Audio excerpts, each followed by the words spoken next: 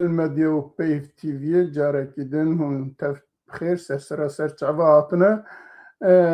ایشف دیسا امی چند خالین گرنگ ای روجاوای کردستان ولات مال و جهان شیروه بکن سیحت میوان مهیا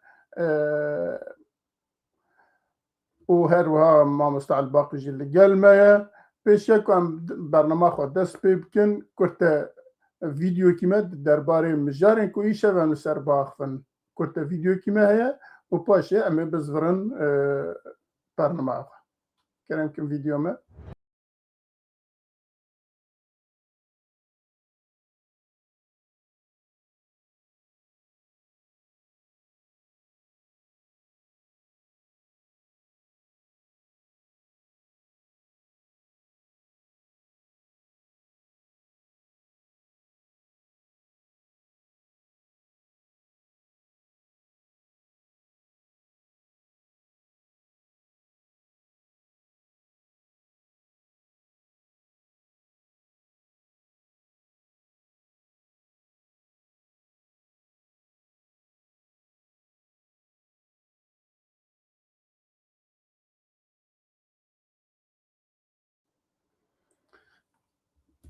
بله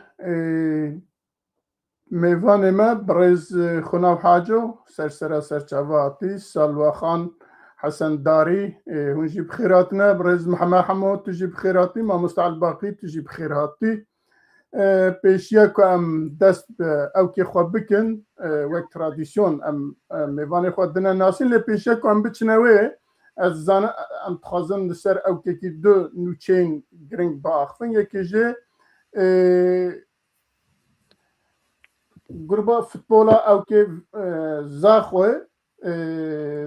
او که فیفا دا ای سال خلاتا آلی گرن هری باش لجیهانه گوسته حب تاخمن گرنگ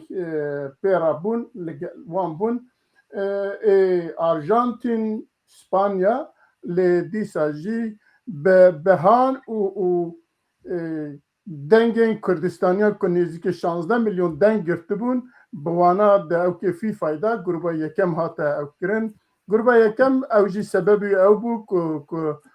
جبو زاروکن پنجشیر د ستادیوم زاخوی دا نزدیک 3000 لیستکن زاروک آویت بون سحا فوتبوله جبروی جی د قادا نافنتوی دا دنگه کی مزن دا و هر وها پیش برکه دا بسرکت بو یکم اوا جار عولیه د دیروکا کردستان دا و هر وها ولاتا کی منا کردستان به آرژانتین و اسپانیا و دولت وسارا او بکه سر بکه و او جیه کیف خوشیه جیه شانازیه امانا پیروز کن پیروز به لوان و لگل کردستانه و هر وها اون زانه که سبه هفته کانونه روژا آلای کردستانه کرد لحمی جهانی پیروز کن ام زانه که آلای کردستانه 1920 دا جالی جمعیت تعالی کرد استانبول هاتبو چکرن پشتوی د شر ارارات دا آگری دا او که خویبونه لوی هاتبو برس کرن هر وقت دویرا لمحبات لکمرا کردستان هاتبو او کرن و 1992 دا جی لپاشوری کردستان حکومت هرما کردستان وک آلا کردستان وی پجران و حتی ایروجی لسر بانن هر کردکی هر ولات پاریزکی دمال هر ولات پاریزکی دا دل هر ولات پاریزکی دا هر لبایه هر وک او که پیروز کو بدلا به هزاران 100,000 جانن کسین کرد خورتین کرد او بیه امویجی ایرووا به ناو چارپل مدیا کارمند چارپل مدیا و هروا پیف تیویه ام جنهاوا وی پیروست کن و ام مامسته ام درباز مجاره خواه دودیا ببن اگر بکار بی میوان ما بدی ناس کرن ده گلک باش تمام کک مرزا ایوار باش تماشوان هیجا تماشوان پیف تیوی و چارپل مدیا منتف خیر و خوشیاتن سيميوان مي عزيز إيرو القلبنن أمي وابد الناسين بوذا يكم كك محمد حمو أمي دس بكن جموية أمي دس بكن براسيجي سيفا كك محمد حمو دولة منده وش خلكي عفريني بقند شيركانة أنجي شيتكاية خوندنا خو الورد كر باشر شو حلبي الور ليسا تواكر ودس بنفساندنا هالبستي كر وكم يدناسن مروبكي تورابانه هالبساد نبسينه جميجبه جو صالح 1977 اوي دس بنفساندنه كربو بيشتي قول حلبي بجهبو صالح 1984 دس به بلاف کرنا گوتارین خو و هلبستین خو د کوبار و روزنامه کردی دکر اوی د گلک چالاکین چاندهی د بشدار ببو و ببو یک جدا مزراندنه و کو کوما شانو اند کوما ارمنج سال 1950 دهات آوا کرن او یک جوابو هر وکی دیجی کوما خانی یا چانده جبو توره و چانده کردی لحلبی هاتو دا مزراندن سال 1970 پشر چو چند سالا لیبیا چوبو لیبیا الورکار کرد لیدیسا بگریه حلبه و یکمین پرتوخانه کردی الور بکرن بنابه پرتوخانه خانی سال 1930 دقال حوالی مع علی جعفر او حردو اف پرتوخانه بکرن لوكي ديجي دي مهرجان هالبستا يا كم او بو الجم خو المال لدار خست حي الاشرفيه طاقه اشرفيه مهرجان نابي كربو مهرجان سيداي جگر خوين قالك جارهاتو بن شعب كرنج بر كارن وي توريو چاندي ريجيما اسد وي بن شعب كر صالح 1950 دو جارهات قرتن دي جاره دومين صالح 1990 هذا بسدما جو شانوك بلاف كربو بنابي جواتا كليل كان هر وكيل يجي صالح 2001 جهات بو بنشاف كرين وجالي ريجيما بشار الاسد لي بيشتي كوشبر بوچو كردستان باشور السليمانيه بجهبو دوي دميدك امام جلال رحمتي امام جلال بيشوازي هاوي كر ولور كاركي وقت جورناليست وقت روزنامه بان كار كرد روزنامه جريده روزنامه اتحاد وبو قالك جاراجي ببروغرام كردسات اوي امدد كر وبشي كرديجي بزمان لاتيني اوي لور درستر وقو مقود دولة مند سيفيا وي باشر شو هوليرة 2010 الور سنترك بكر بنابي سنترا حمو يا چاندو تورا كردي وكي دي بينج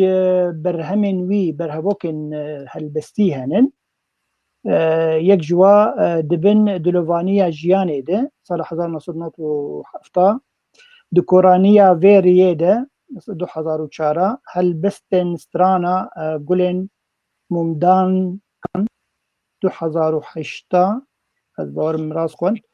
نرخو جرينجيا بيفي العفريني ليكولينك اوجي هجايه ودو برهمن ويجي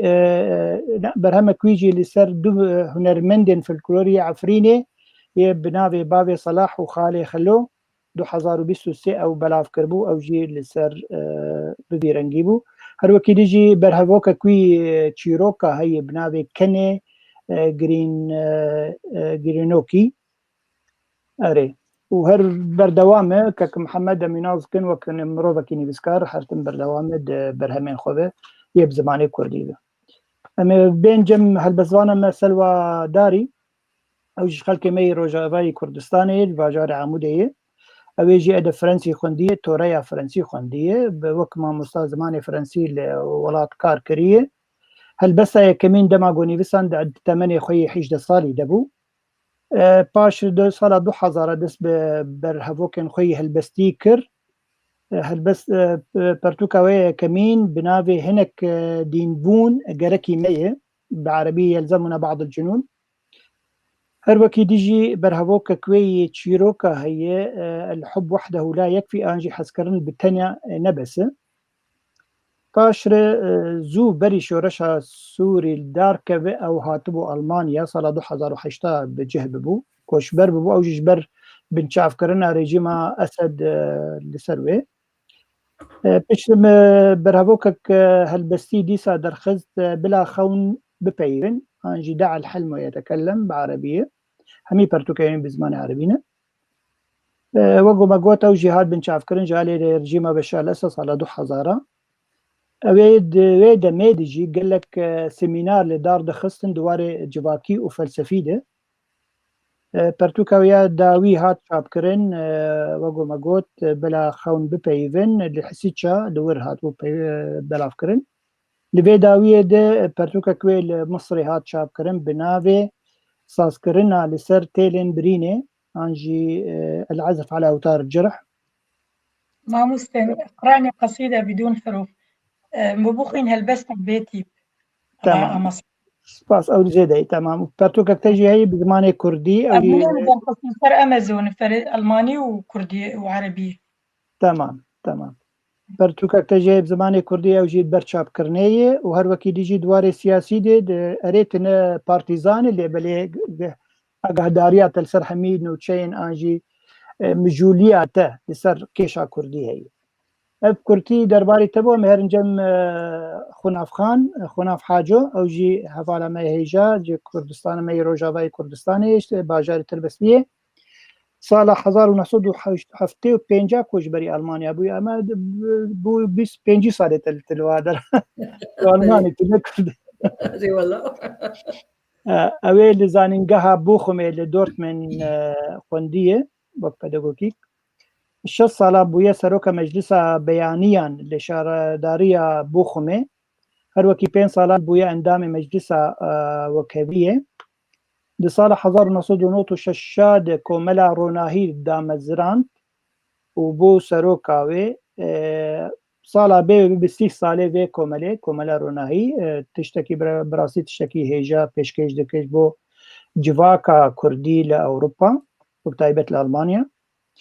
هەروەکی دیژی ئەو یەک دامەزراندنی فدراسیۆنە ناونەتەوی یا ژنێن کوردستانی یا لە دیاسپۆرا یا گۆڤی هەفتیە داوی کۆنگەری خۆلدار خست هەروەکی دیژی ئەندامەک ژێ فدراسیۆنە ژنا کورد یا فەرمی ئەوێ وە دامەزران یان وە کۆمەلا دامەزران بوو دامەزراندن و فدراسیۆنا ژنین کوردی ئەڵمانیاژی فەرمی هاتە دامەزراندن. تمام وەگو مەگوت ساڵە 1996 حتانە سەرپەرشتیە کۆمەلا ڕۆناهی دکە لێ نێزیک ئەوێ بسپێرن خۆرتێن چالاک بتەمەن بچووک داکۆ بێ کۆمەلێ بەردەوام بکەن ساڵە 2011 بوو دخەباتە سیاسی دێ بۆ ئەندامانە کەسێ بەمجی بەرپرسێوێت دوێ دەمێدە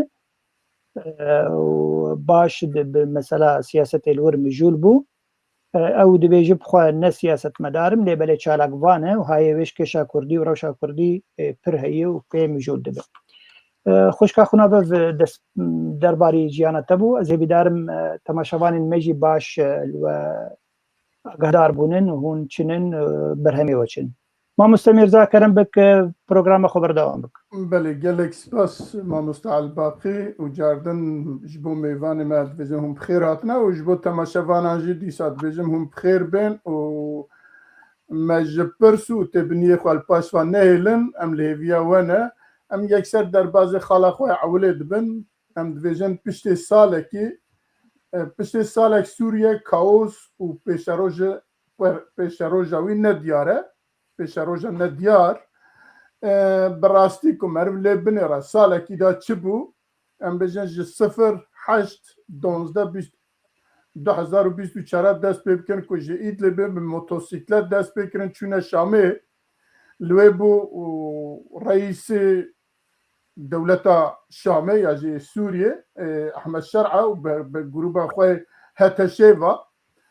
û ji wî pêva gelekî bûyerên giring dest pê kirin ku qewimî yekê jê ê mezin ez behsa ew kat çend heba bikim yekê jê wek peymana dehê adarê du ji aliyê Kurdava 26 Nîsanê yekîtiya ya jî ewkê Kurda bêjin û dîsa hevdîtinên Hesedê û îdara katî hevdîtinên navnetewî êrîş û ewkên Elewiya Durzî وشونا عمل شرع بو كومبونا عربي للسعودية وديسا شونا شرع أمريكا بيوندين إدارة كاتي يا بتركيا شونا مظلوم عبدي بو كونفرنسا هوليري أبانا بيارين جرينجن إسرتنا الدناف دا كلك تشتم دنجي هنا ل بفان حميد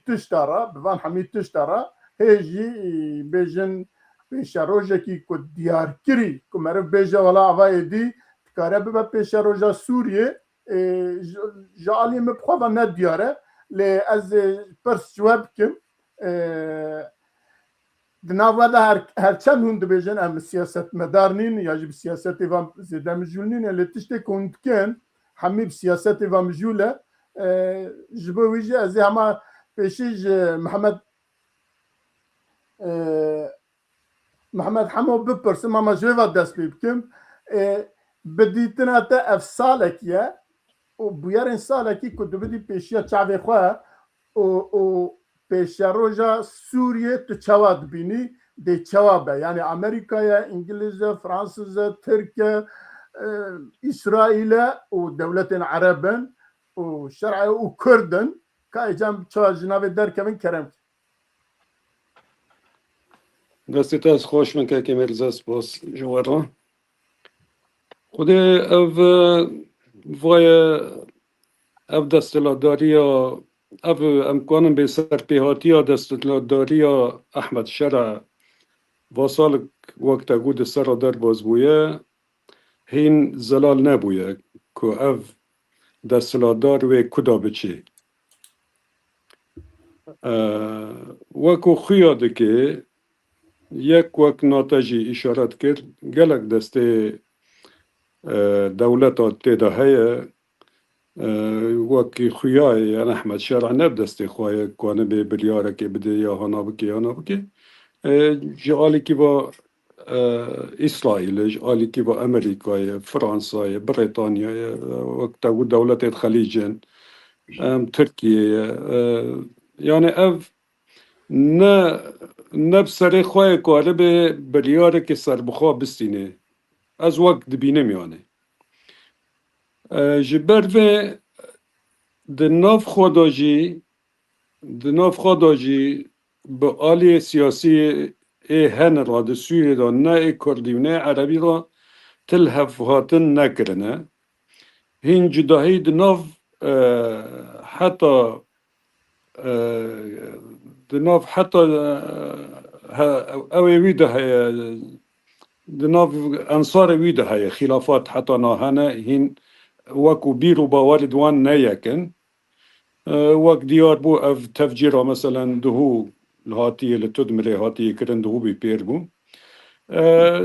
دیار هین دنافان دا قارشقه یعنی حتی هزاوی تف قارشقه او هزاجی وقت پرجی را گرکه که کنه به او هزال بیجنگه که و بی پاک کرن افجی نتشتکی هسانه بنارین من گلک زحمته جا سالک دسر در باز بو امکانه بلکی همه حب کید آلی اسایش دا هنه کی ها یعنی دناف باجار ماجار دا کنین کنترول بکرانا لیج آلیه جیانا خلقه دا خلق دا روشک خراب داید مثلا آبوری مثلا خرابه ده هل بجارتن آوی کسان جبو پوستین حکومت سرکفتی نبو بو گلک اف وزیرن اف عسکرن سر عسکر سرلاشکرن گلک انسان یعنی ند جیه خودانه جبر و یعنی از وکو دبینم اف حکمتا از باور ناکم کنه به یعنی دربازی قوناقه که ببه قوناقه که ام بیجن بین قوناقه که وکی ولات کنه بین برای و ببین به شیوهی که دموکراتی و دولت که مرکزی کنه بین چه بکن و برای و ببین بله gelekî spas elbet pirsene ez ê biçim ba mêvanê xwe ba xuman Xunavxan Birêz Mihemed behsa hinekî behsa rewşa Sûriyê kir behsa Ehmed Şer'a kir dibêje ez bawer nakim ku Ehmed Şer'a bikarbe bikeve qonaxekî nû gelo ê ku Ehmed Şer'a anîn wê derê de qonaxekî nû nîşan bikin diyar bikin ku Ehmed Şer'a bikeve wê ya jî Ehmed Şer'a bi serê xwe dikare qonaxê berember van hemî hêzên ku hene Amerîkaya, İngilîze, Fransîze, İsraîlê, Tirkiye, Erebin û hemî de bikarbe bi serê xwe qonaxekî bi serê xwe diyar bike û keve navê û ew aloziya ku niha Sûriye tê de jê xilas be. سپاسکەکی هێژامیزە ji بە خوێندنê re ji tewkekî Ebdilbaqî Huseyinî re ji temaşevana re ji mêhvanê hêja li stûdyo anî bi me re ne gelek gotin kekî Mihemed gelek tişt gotin lê yanî bengeha van kesan yên yanî hatine niha desthilatdariyê û yên got ew anîne dayîne ser desthilatdariyê ji min û te çêtir zanîn got ne kes ne سیاست میدارن سیاست وەک عادەتێ نەکردە ئەو ینی شەرع و ئێگۆ دەردۆرا خۆشی دانینا هەمووژی داعشن و جیهان و سیاسەتە جیهانی تەفدەژی زانین لێ وێ جۆلانی نەها چ بکەی شەرع دخوازێ هەموو ئاوایی یعنی وەکە گوتی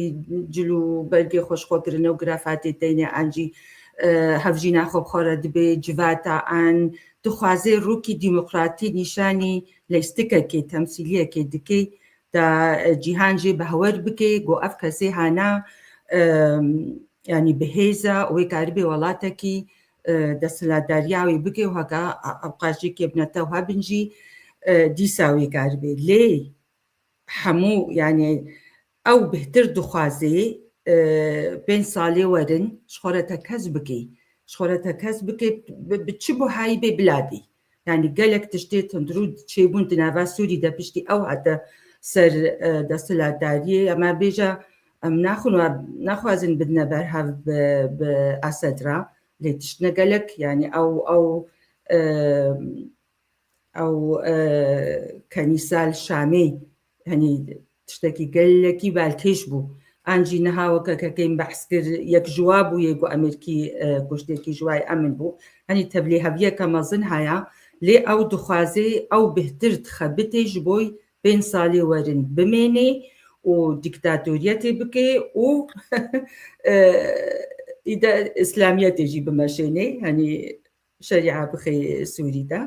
لێ ئەژی دوێ بە هەوەریە دەمەک و ئەف شاشیە گۆ چێ بوونا ئیدە ئەمریکا هێدی تێ بە هەوەریەکێ کو ئەف کەس نکارن خۆ دووری داعش بکن ji ber got koalîsyonê we hemû yanî daişîne wekewâne û evê ha nikarê gelekî ji çarçefa wa derkevê wê yanî wê pêre nelev bin û weke kekê min jî got yanî دەستلات ئەنی ڕۆژهەلاتا ناوین ئەمریکا ئۆروپا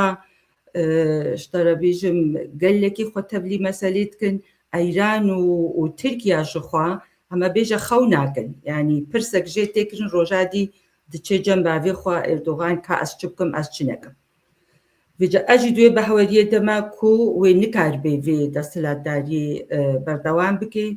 û bi hewer nakim jî ku karibê salên werê cihê xwe tekez bike.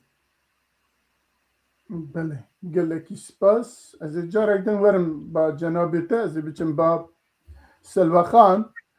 Selwexan wek rewşenbîrekî ku tu li Sûriye dinêrî hem aliyê Kurdî hem aliyê Durzî hem aliyê Elewî û aliyê Sunne û bêjin Filav û Êrmenî û kesên din Suryaniyê din ku duê da ku çendîn sal e piştî Daişê çendîn sal e Sûriye her çiqa çû xirab bûye kevir ser kevirê nemaye bi milyonan kes li derva ye gelo mimkûn e kesekî wek Ehmed Şer'a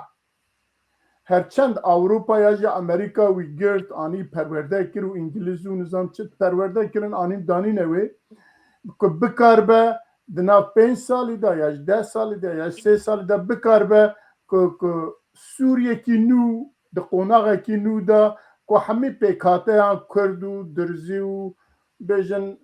پیکاتین اولی به هفرا بکار به جیانه کی به هفرا پیک پینه وره قال له قصة آسانة براستي يعني أحمد الشرع يعني وك سروككي سوريا تبيش كتن أفصالك ما نديت جغيري تشتي خراب جغيري كشتني جغيري بنافي دين وبنافي قومياتا يعني أف كسيقو بمقصة سنبيلي وانجي كرن أف الباب بويا قودر خستن بي خلكي إهانة بكن يعني بفي عقلية هاني بفي مجيه هاني ويتشولات آبا ببي يعني از باورناكم إنه كاربة بيشروج سوريا ديمقراط سوريا بيشكتي بشيو قس كسال كشتن بشيو قس كسال إنسان ملتي سوري قش يعني تمامي نتني كرد ايغو هاجرين واي شهيد كتن واي هاتن كشتن واي يعني ملتكي فقير ماي جناحيا ابوري يعني تشتك تن السوري تشتك نكري او بريك جيرتين جي نظام جيرتين ناين يعني تبيش كتن تشتك لسوري ابانا كريه تاني ساعتك بهال خو كريه جلي خو غير عندنا اما مجيوي نغيري نقهر نكري او عقليا خوي قوبي بري معروف بداعش تذكرن يعني خلد كشتن بدون سبب خد كرن تشينا بإنسان تشدين بجي تشدين بجي نش حقي من از إنسانك تعديلي بكم هجر خدايك عادل هي خدايك مظن هي أبدا قبولناك جو ظلم هبه يعني وأم كرد أم هو قسكي ما ظلم دي هو قسكي ما خوي رجان أم جي حقي مهيج أم ولادك ديمقراط آوابكن اما او ناهيلن او دبيجن هون تخوازن ولاتي ما پرچه بكن اما ذاتن وان پرچه كري وان عنصريت خلقاند وان كشتن خلقاند وان هيش جو ملت جهب اف يعني حقد نظام كردي حقد تشيب كردي المهم يعني اف حقد هاني دناب ملت دشي كرن جبوتشي كين ادناب ملت ايه كين ادناب ملت كبير كربراست كين اف كينا دناب ملتي سوري دتشيبو يعني اف كينا هاني بسالاج بيرناكن يعني جنك سيزار ويل بروي كشتن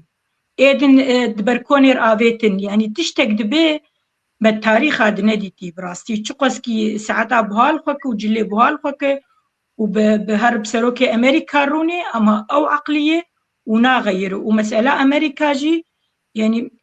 نظام تش مسألة يعني بشقرت ياوان دقرن ولا كردا دقرن ولا أباد طعمك جبو إرهابيا قشي تيخن سوري قشي خراب كنت تشتي ما يجي نظام أفنا رينا منها هجر يعني أزبيجم تبيش كتن بفي عقليا هاني تشينابه أم تخازن أم في خويني فمرينن في آقري فمرينن أم وك ملتي سوري أم بدستي براتيه بدنهاف دستي حسكرني بدنهاف وحركة سراج ما في خواه وكس ما في كسينا خو وكرجي قرق تنازلية نكنش حقي خو زو يعني أفخوينا قرجاندن بوانر وإيمة رأيك ما هي بلكي يعني تنكي متطرف جي يعني أدبجم إنسان كرد يا هبوناوي يا تنبوناوي برا حدود دورتا خو باشور دفكن وبس يعني ولا تخو أبابكن وكي تشتك برابك برا بين ما قشابك وجن ما أنا يعني ملتي قوزماني ويتنا بقابا أمن تحقيق مركر قوت شمرني ناتر سمقونا قوت إنسانك دين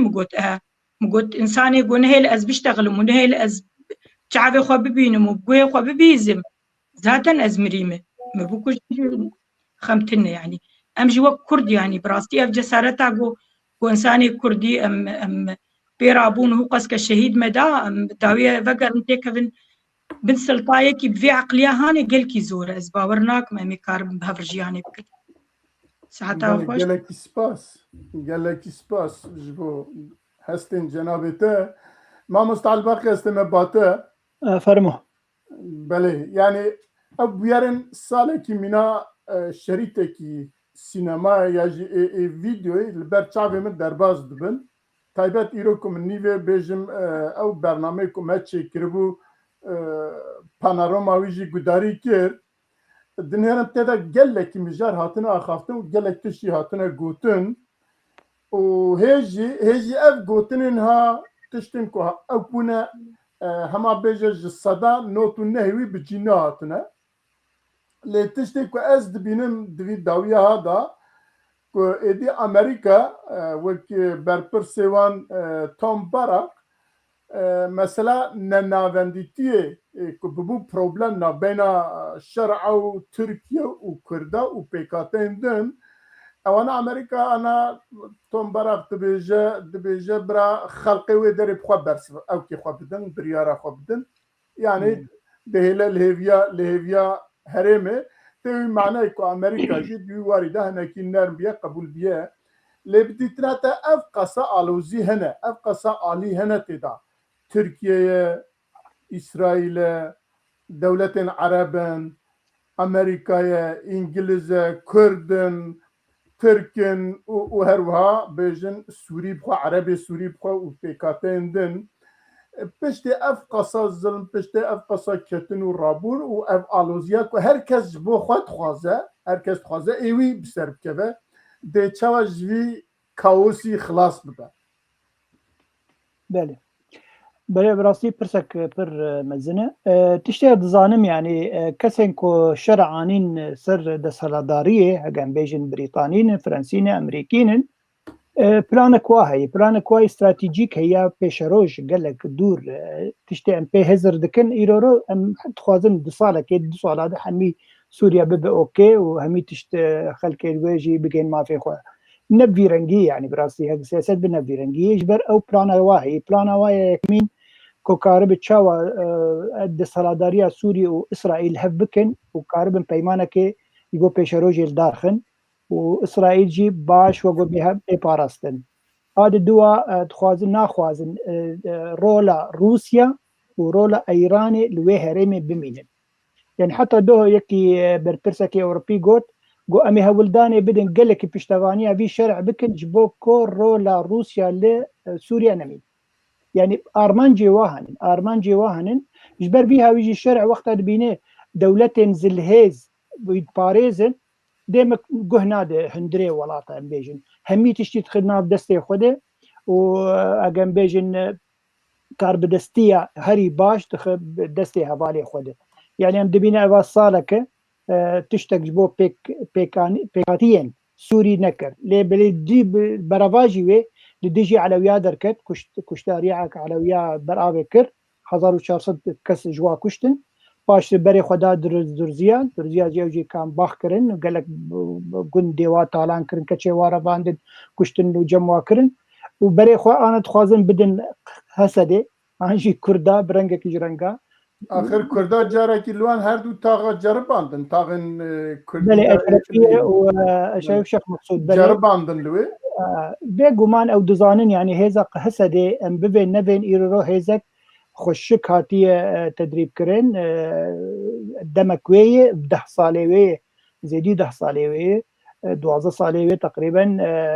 باش كار كريه لديجي داعش شركي مزين كريه ليبلي وقو هوالا حرتي هوالين هي تشتن باشا زمان يعني اجان بيجن او لشكرين ايرو رول جم شرع جم سروكي نو حمي جروبن لديجي هبري انا كار كرنن وانا بون هوال بندي هف وهميجي بنجهك واي ايديولوجي هي جو فكركي اسلامي الجمواعيه او نكارن براسيجي حتى مختار بحصا قصد كان ان جهسد كان وفي جيشي كان بتشرنجي بقون جنب هفر ازويز نزانم يعني هسدي حمي سيكولارن انسان علمانين واكيد يجي اف كس يعني حمي تندرون انسان اولين ولدارن اجبر فيها وي ولا ما سلوى تشكي قلك يخش قوت بفي ام مالا كردي عافا بكن ام ايرو رقوه بدن خوا بدن هريما خوا انه كان بشرنجي ان دباف اف دسالاداريا الشامي قالك صالا دوم دريج بك وقو ندفا بيك هاتين سوري دبي ام قوه بدن خوا بيجم يعني بيري بريا خسر وانا كسي انجمن اجتماعي كردي قالك لهف بكن وببن يك ريفبري وجه بدن ولاتي خو بدن خدمتا ملتي خو بكن ووجه هوالا ما سلوى جارك ديجي قوت دريه سي ملكا بكري بالي باشوري كردستان او دريه هري باشه جو كارب بالي كار جمره قوم كاربن هري ما خو آوا بكن اتخوازم تشتكي دي بينم زمان يعني وسروكي كوميتا وقول بيجين بنشعف كرنا دولتي دناب متحدة دناب نتوين يكبوي وقول بيجين بانورامك لسر صالة شوي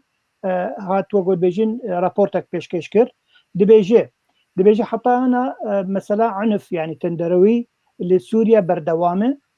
تقافنا هاتي أبكن إجبو مثلا عدالتا دنابرا بيك هاتي عندي مثلا اشكنجه لديجي خلكن سوري حتى انا جي بيكتي وبتايبتي لديجي علويا بيك هات ولديجي درجه بيك هات حتى انا كسك نهاتي وداد قهيده ونقوتي ابي يعني كسونجي في كسي ان سونجي في جروبيه حتى يرو جن وكتشن السوري دبن خطر دنن وحميجي تين اشكنجه كرن برنجا كيجرنجا او محمد الشرع سپاسیا وان کر سر کشتنی قبا سروكي عشائر سپاسیا وان کر بله او دبيجا يعني نابي سروكي كوميتا ياغو اف رابورت نيفيسان نابي باولو سيرجيو بينيروي او دبيجي دبي ام اف حكومتها هاني ام السلطاري قابن قلكي بلز بكن ده حقي فاكسي جو اف تشتين خراب كرن ده درباري ملتين انجي فيك هاتين لسوري دبي سوري جي هجر بي افكرين دبي قال لك مؤسسات سازمنديين ويتشي ببن مؤسسات ويتشي ببن او مؤسسات جرك حميك بيك هاتين للسوري دوا مؤسسات دبن دوا اداره دبن او اداره بين ودولاتي بكن هجر نبي رنجيبه ايرو سوريا ده خطرك قال لك مزنديه وبفيرنجي ايرو ده سرداري الشاميه دك تجاري نا تشبيش ونربيش بلكت مزن gelek spas en azam meyvanê me dine eger dixwazin tiştek lê zêde kin bira kerem kin براستی از تشتك هاد بیرامه وقت ماموستا عبدالباقی گوت گرک لروجانا کار بهتر ببی يعني گرک بهتر يعني سر خواب سكن بهتر النظام بيتشيل ورد بي يعني گرک بهتر کار بکن بله يعني نتني تك تني يعني ابوري جبو ملجي وجبو كسي ويدا كيجي هنكي گرك يعني بيتر كار بكن بل اسباس سلوى خورتك حوالي ما هي نابي عموداي ويا خلتي عمودي برسم بالكي بالكيش دك كك عمودا امي افرشي قلت انا بروجرام مدي امير سر بسكنن بتشاو شرع كارب او شروط شرط مرجن جو امريكا داني بروي كارب دوا شش مهاد بيك بينه اجبر كتيد بن بندا حفتاده دبي بيك وري هاجا بيك نيني وكارب نو تشاخي ونرين خو قالكي بوغر نسر سوري او جزين قول سرا كرنيه قيصر كارن دي سالي فغرينن انجي نلي فغرين برنج قيصر برنجكي افدا سلاداريا يا نو كارن جزال سروا دينن قالك براسي برسن بالكيش هاتن نيفساندن كك ميرزا هجر حوالا ما خناف انجي كك محمد حمو كومنتاري واتن بسر خلايك امكارن وابخوين بله يعني بمن قالك تشتنا مرفت كارل سرباخ ف لامتزانك وتشار حب خالي مهنا وسوريا جي بفي اواي كان هاتي ده زوب وديار كك زوب تنكر ببا وقت دولتك النورمال وقت ادارك النورمال ده هيش زعف صانجيا بكشنا حتى بكر ببا الدولات اجابه باحمد شرع رايا يجب يكدن رايا اما تبهف رب بينن جبركو دولتين دار فهر يك جوان سوريا كي لغور خود خوازه وقت ما مستعل باقي تجي بعسكر ناخوازه ایران لوب مینه ناخوازه روسیا لوب مینه دخوازه به اسرائیل را پیمانه کی نو چیب که پاراستنه چیب که و هر وقت خوازه جویجی بگیجه عراق و العراق جوان گروبین گریده ایران نوانا جلا که و پاش جوی درباز ایران به زفتش هنه مرد کرا روزك بس يا في خالدين لسروي باغ فأما لسروي بفكرن وأز بجنها أجد تشتكي ميفاني ما بيجن خلاص حاضر كومنتار بلا خونا باخذ باشا زي كومنتار خلي قادم يعني براستي قالك تشتهاتنا قوتن واني صار زمان ليه إيرو في إنساني هاتشتكي تاني جيكي جي بجينا آني يعني كونجرك تشكر كونجركي خدا هاف ويك جوابك هاتين سوري نهات نفا خوندن يعني تشتكي قالكي بالكيش بو تشتكي قالكي خرابو رخنا لي هاتا قرن وشغيني أفتشتي بيك هاتي قو آنينا سريفا بيك هاتين وكا درزي وعلوي ونها بري خودي كردا ودا كردا جيكي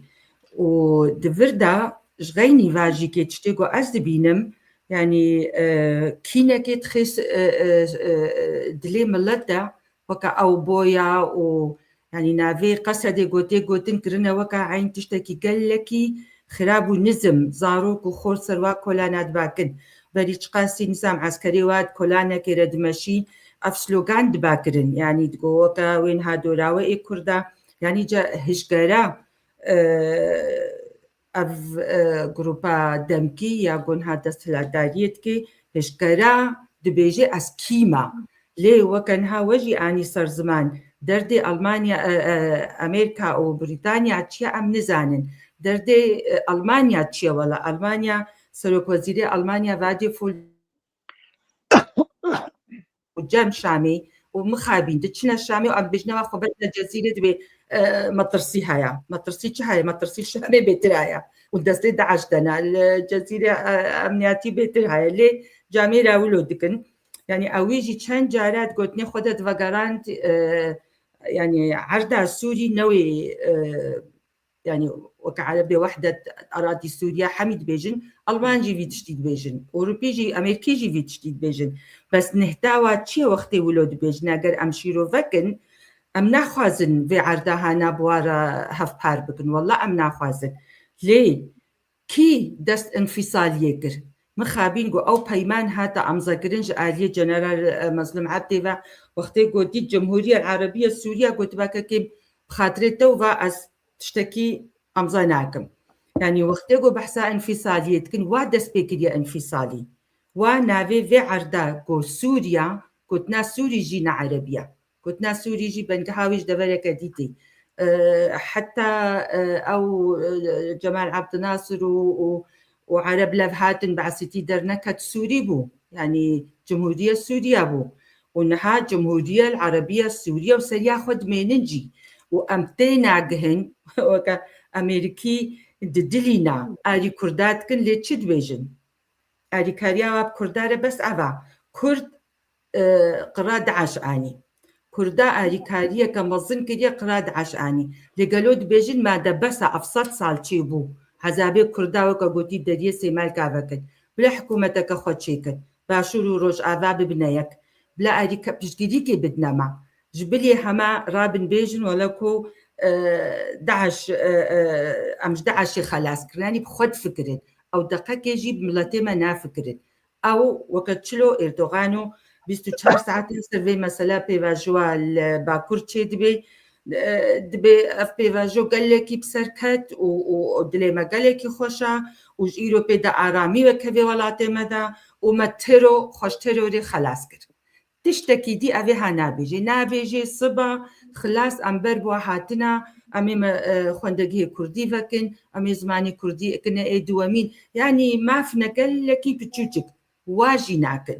وأوروبا جيل دستي وايا يعني حموجي دستي واد ناف دستي هبدهايا لوكا خوشكامة سلواجي قد براستي دوي أم بشكرية كمظن بتنا باشوروش أباي كردستاني سوري أم أفيل دياسبورا جي دوي أم نسكن دوي آري كاريكي بدنا يعني أفدر فتاهاش دستي مدر كبي دي سات شو 6 سال وملتي ما نما كاري يعني ملت يعني درونيا واتك شويا وتجارة ملتي ما تم شبرزيا پریشانن فقیرن لی مخوخدی گری ام نکت نعردیدا يعني قامش له هرو سوريا جمارتين انسان كان هنا جم تختوري خو يعني تشتك دبيت تشتكي قلكي نجي خدايا دبي أم خبي بكن وكا قوتي قامشلو بي حسجا بي عفرين يعني دردي عفرين قلكي مصنع يعني حتى إيرو وأف هيجي قاعدة ودعش وحموه الوادانا ودتشن جرسي مالات دنا كركتشكا دري فكر دستي دكشين ودبن كسنزاني بكودا بريا يعني أبا كذا ما شوطا نما براستي نما ملت فيتشتي كاري ببجريني فيجت في وكا قلتي يا شرع قطر بشتاوايا يعني قطر دولتك قالكي دولة مندا وقطر فروكك دا وي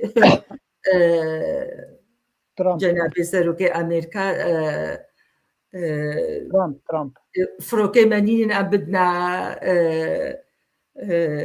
في سروكي هانا ليه هشتن قول لقطر يعني بسرقو مثلا قطر وكرداج بني دوري هذا يعني خوشك مناجي ناكن أما بدولتنا عربي هنا براستيجي هنا كل سلمة سكنين وكا أردن وكا تونس لأبي حاج بنيجي مناس ناكن ليك هاركي مظن جبو شرع دكن ومثلا إسرائيل جي مخابين دبلوماسيا ما كردي قل كي لوازا يعني أم كارن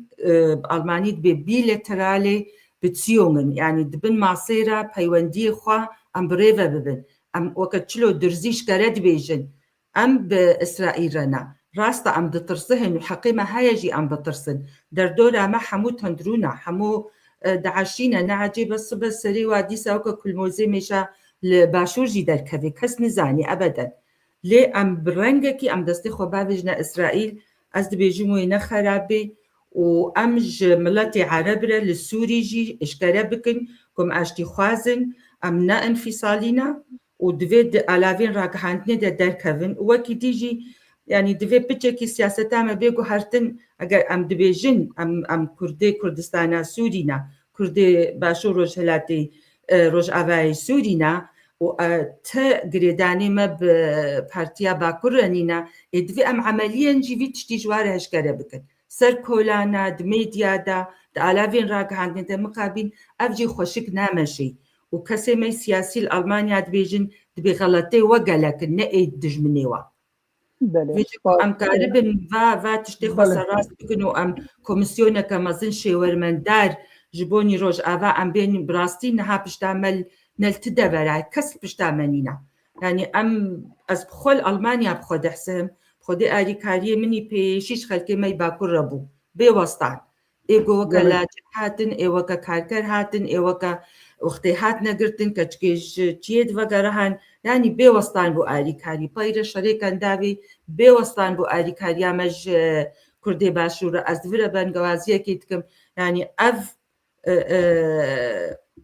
بهاره عربا بو جحیما می باشورش آوی کردستانی ما آریکاری ندید راستا از ابدا ام جبیر ناکن چونا انا کسی چونا پیادی چوني والجم سلوك مسعود وشيرتنا قال لك بها كرانو بيروز لوادكن لمخابين وي برسي مورن ادبي قيصر وي خالي لحتى نهاجي هي جوا يعني دلخوشيك قال لك ما صنا قول افترونن دلي ما حموكا قشو خوش تبي وملت حمو فيتش تبي كان برسن هن مخوازن واجب خلين دباش باشوانان ببرك مرزاد كرامتي يا كك خليل قادر قال لك بالكيش دبي انا هون همي بزماني كردي دا خبن لبلي نا عرب ونا ترك ونا فرس جوتي دناغين يا غرك بيامن و بغين وا براستيجي موكني بسكار وا واتشتي خد سر روبلين خدني بسيم زماني عربي وقالك زماني تركي فارسي جدني بسينن لبلي تشكي بالكيش دبي بوقتها ام دبيجن اف وا دسلاداري انجي فان ريجيمين تندرو ييغو كردستان داگير كرنن انه چما او آلا كردستان ناهل قوم هلدن ايرو رو ريبريا خسر لهريما روجاواي كردستاني او جناه لقو اف آلا كردي بهلدان چما يعني قالك اف مسألة هانيك ام زلال بكن وام كاربن دستنشانكن دفيقو آلا كردستان اللي هريما روجاواي كردستان بهلدان وقرك مثلا بروجيا متى ديمقراط ام في بيشجوه بكن وام في مثلا بربشاع بستينين وام لخوبة قرن براسي سباس كك خليل قادر قالك تشتكي بالكيش بوغوت وكي ديجي كك عمودة تشتكي ديد بيجي دي بيجي رو اف ريجيما دسراداريا احمد الشرع او تجاري كيشا كردي چارسرناك او بدميره تخوازي هيدي خوش مثلا فدراليه ونانا بنديه دور بك او خود بينه پشتوانيا ويجي اوروبا ودولة زلهيز هنه او دكارت بيشروج هيدا تشتكي جي بده كردات تشتكي قالكي هندك بدوا جبر ولات بخوح عمي شفكتيه او بخوجي نكار قالك تشتكي ابابك جبر بيهاوي نكار زوجي طبعا زي جاب خود بيجم او بيمانا هسده نابر هسده وريبريا او دسالات دارياها يا دهي اداري براسي نكار بسري جبرقو بسري و تشتن خوجي بش دس ببه وخلكين ويجي كارن لي بزيفرن انه او تشتين قالك مزنت داي كردات داي بي هرمي وام في قبول ناكن اجبر ايرو اذا صالك يجي وقول بيجن قوتارا نحسكرني قوتارا ديجيبوني خلق عندنا جمجمة وريخوة يعني دما بحثا كردادكن ولا بحثا نجي درجيادكن عن علوياتكن وقت جمل وادنر نوك بيكاتين سوري ان وطن داشت سوري وكاربت بشروجي ببدور خودي ببن بلكك مرزات كاربي بقر بروغرام دبيو كده البت برسف زعفن شيروفيجي تكاره مرف زيده بكه لي وقت ما زعف چون نزيكي ساعتك ما درباز بو هسي خالي ميدني هنا امي درباز خالا خوي دیا ببن بله اخافتنن توم باراق درباره کردستان که سربخوا لباشور و روجاوای کردستان ام دزانه که توم باراق ابا دمکیه که بیه برپرسی امریکا لهرما روجاوای کردستان و توم باراق جد دسپیکا خواه گلک اخافتنن که نل هف کرید که هم ایرو تشتکی دبیجه سبه دوترا روژه تشتکی دن دبیجه دوی داویه ها داجی دبیجه ولاتن روجلاتا ناوین دبی اوانا نکارن نه به دموکراسی و نجیب وک دولت وک او نکارن بجین جوان را او لازمه بجن قرالکی لازمه قرالکی کو بکربه وانا بینوره باهف همه دولت رجلات ناوین وسانن یا باشی اوه د داویه دا وسا گوت او پاشی جید بجه هون تف برا دولت رجاوا چه رجلات ناوین بخواد بریاره خواه بدن که خواه چوا ادارت کن هم جبو عراق بجه و هم جبو رجاوای کردستان بجه حتی جبو عراق اول نیزی که 20 ساله که وقت فدرال تی اداره کرن هرما کردستان هیا و عراق هیا وقت فدرال اداره به هر چند حمید تشتیوان بجینات یا جبوی جید بجه خوانه کارن اداره بکن برا قراله کی هبه رئیسه کی هبه که وان اداره بکن اگر نه وصانا اکنینه لسر ویاست خوازم جمیوان خواه بپرسم اوانا لسر گوتنین توم باراق چه دبیجن از بیجن ورم با برز محمد حسو که او چه دبیجن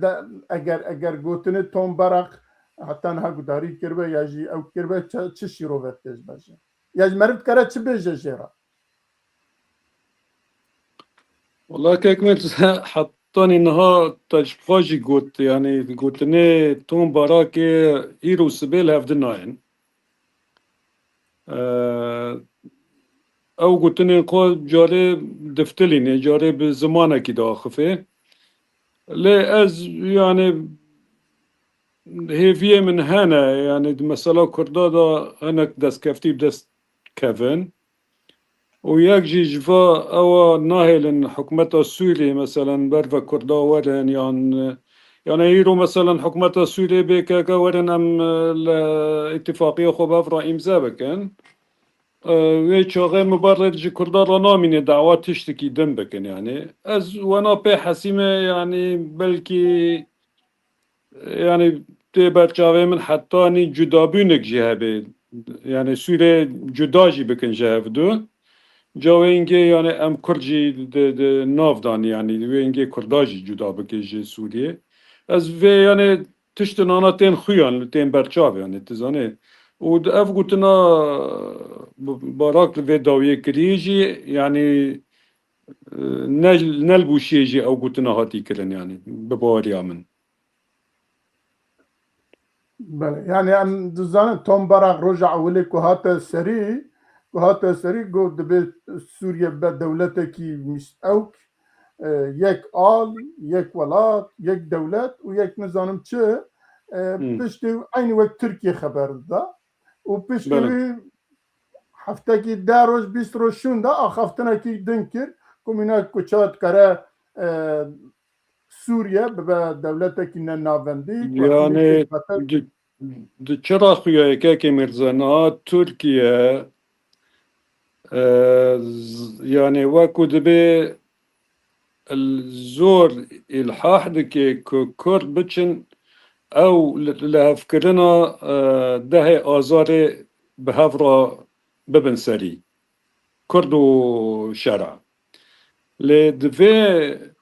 الحاح كرنا تركيا دا تشتك تبر جاوه مراد ترك جي تشتن جوه مستر دو ترسن و از باورم تشتن جي مستر جيهانه يعني جبر في لفي داویه جی وقتا براک وقتا اشکره دکه وی مسئله جا نه براک تنه چند که دنجی جوا مرکزی د امریکی گوتنه جا هنا گوتی کرد جمانه و ام بارک جه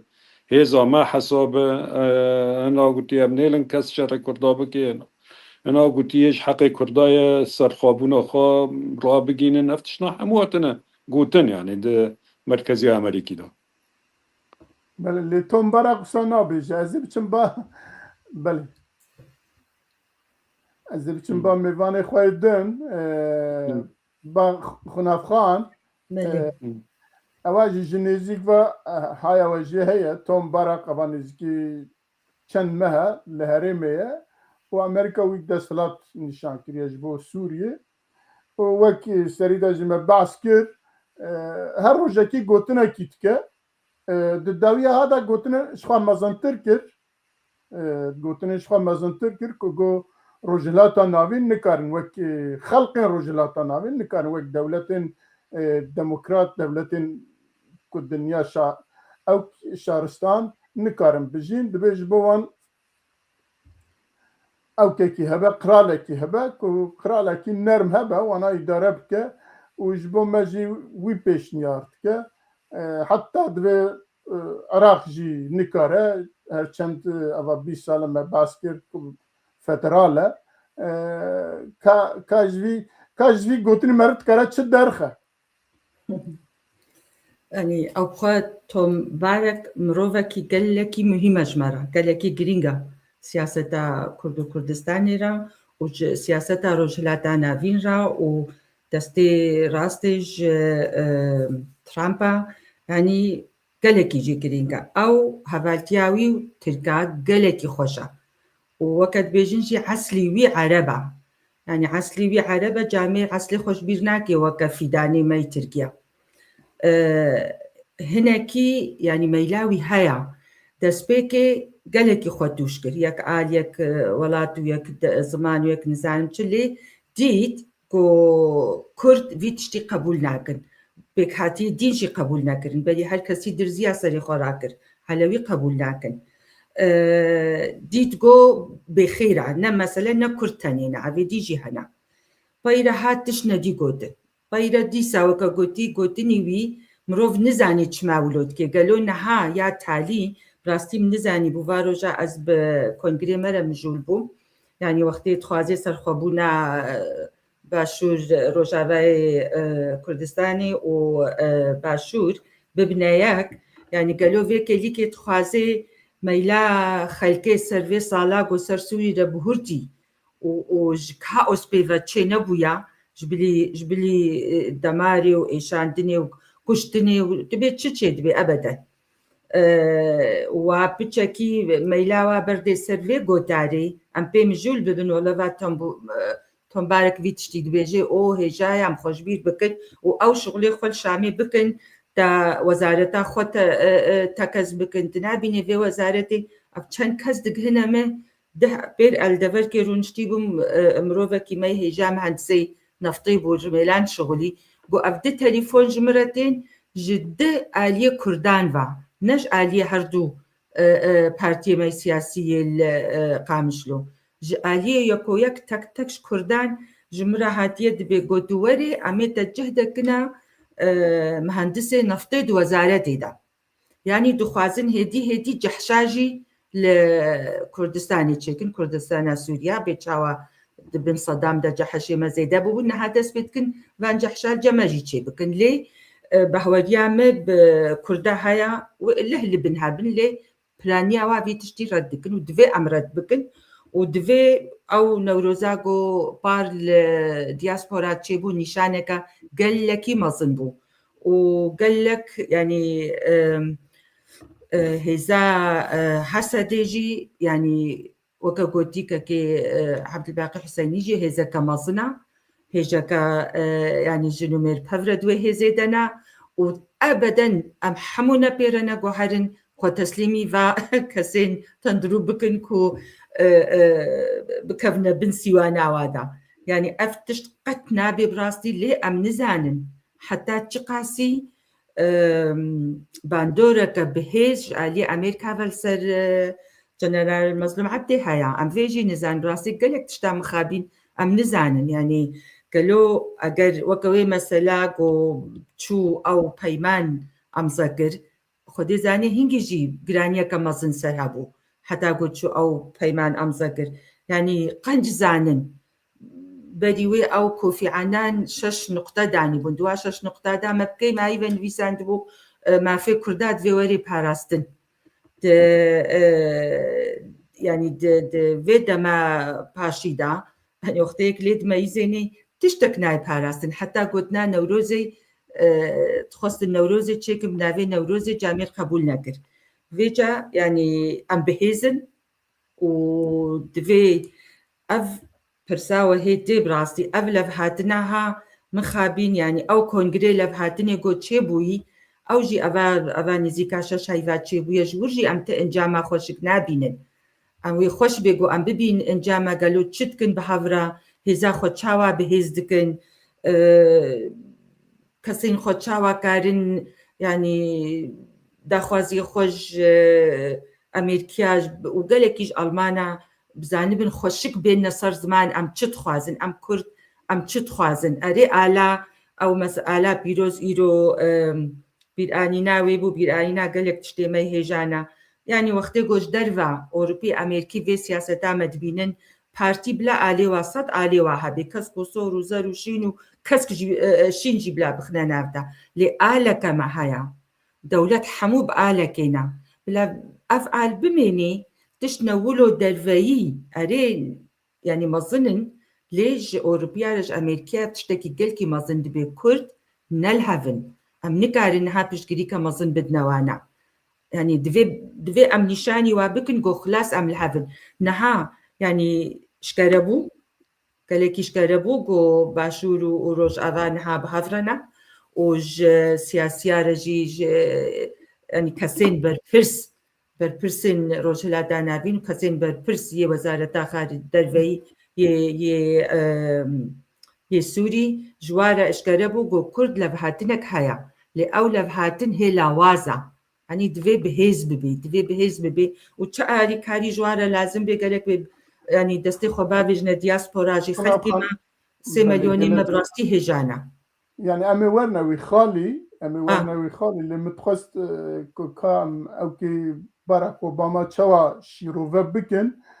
pirsa me ew e ez ê gelek spas bo bîr û boçûnên te ez ê biçim ba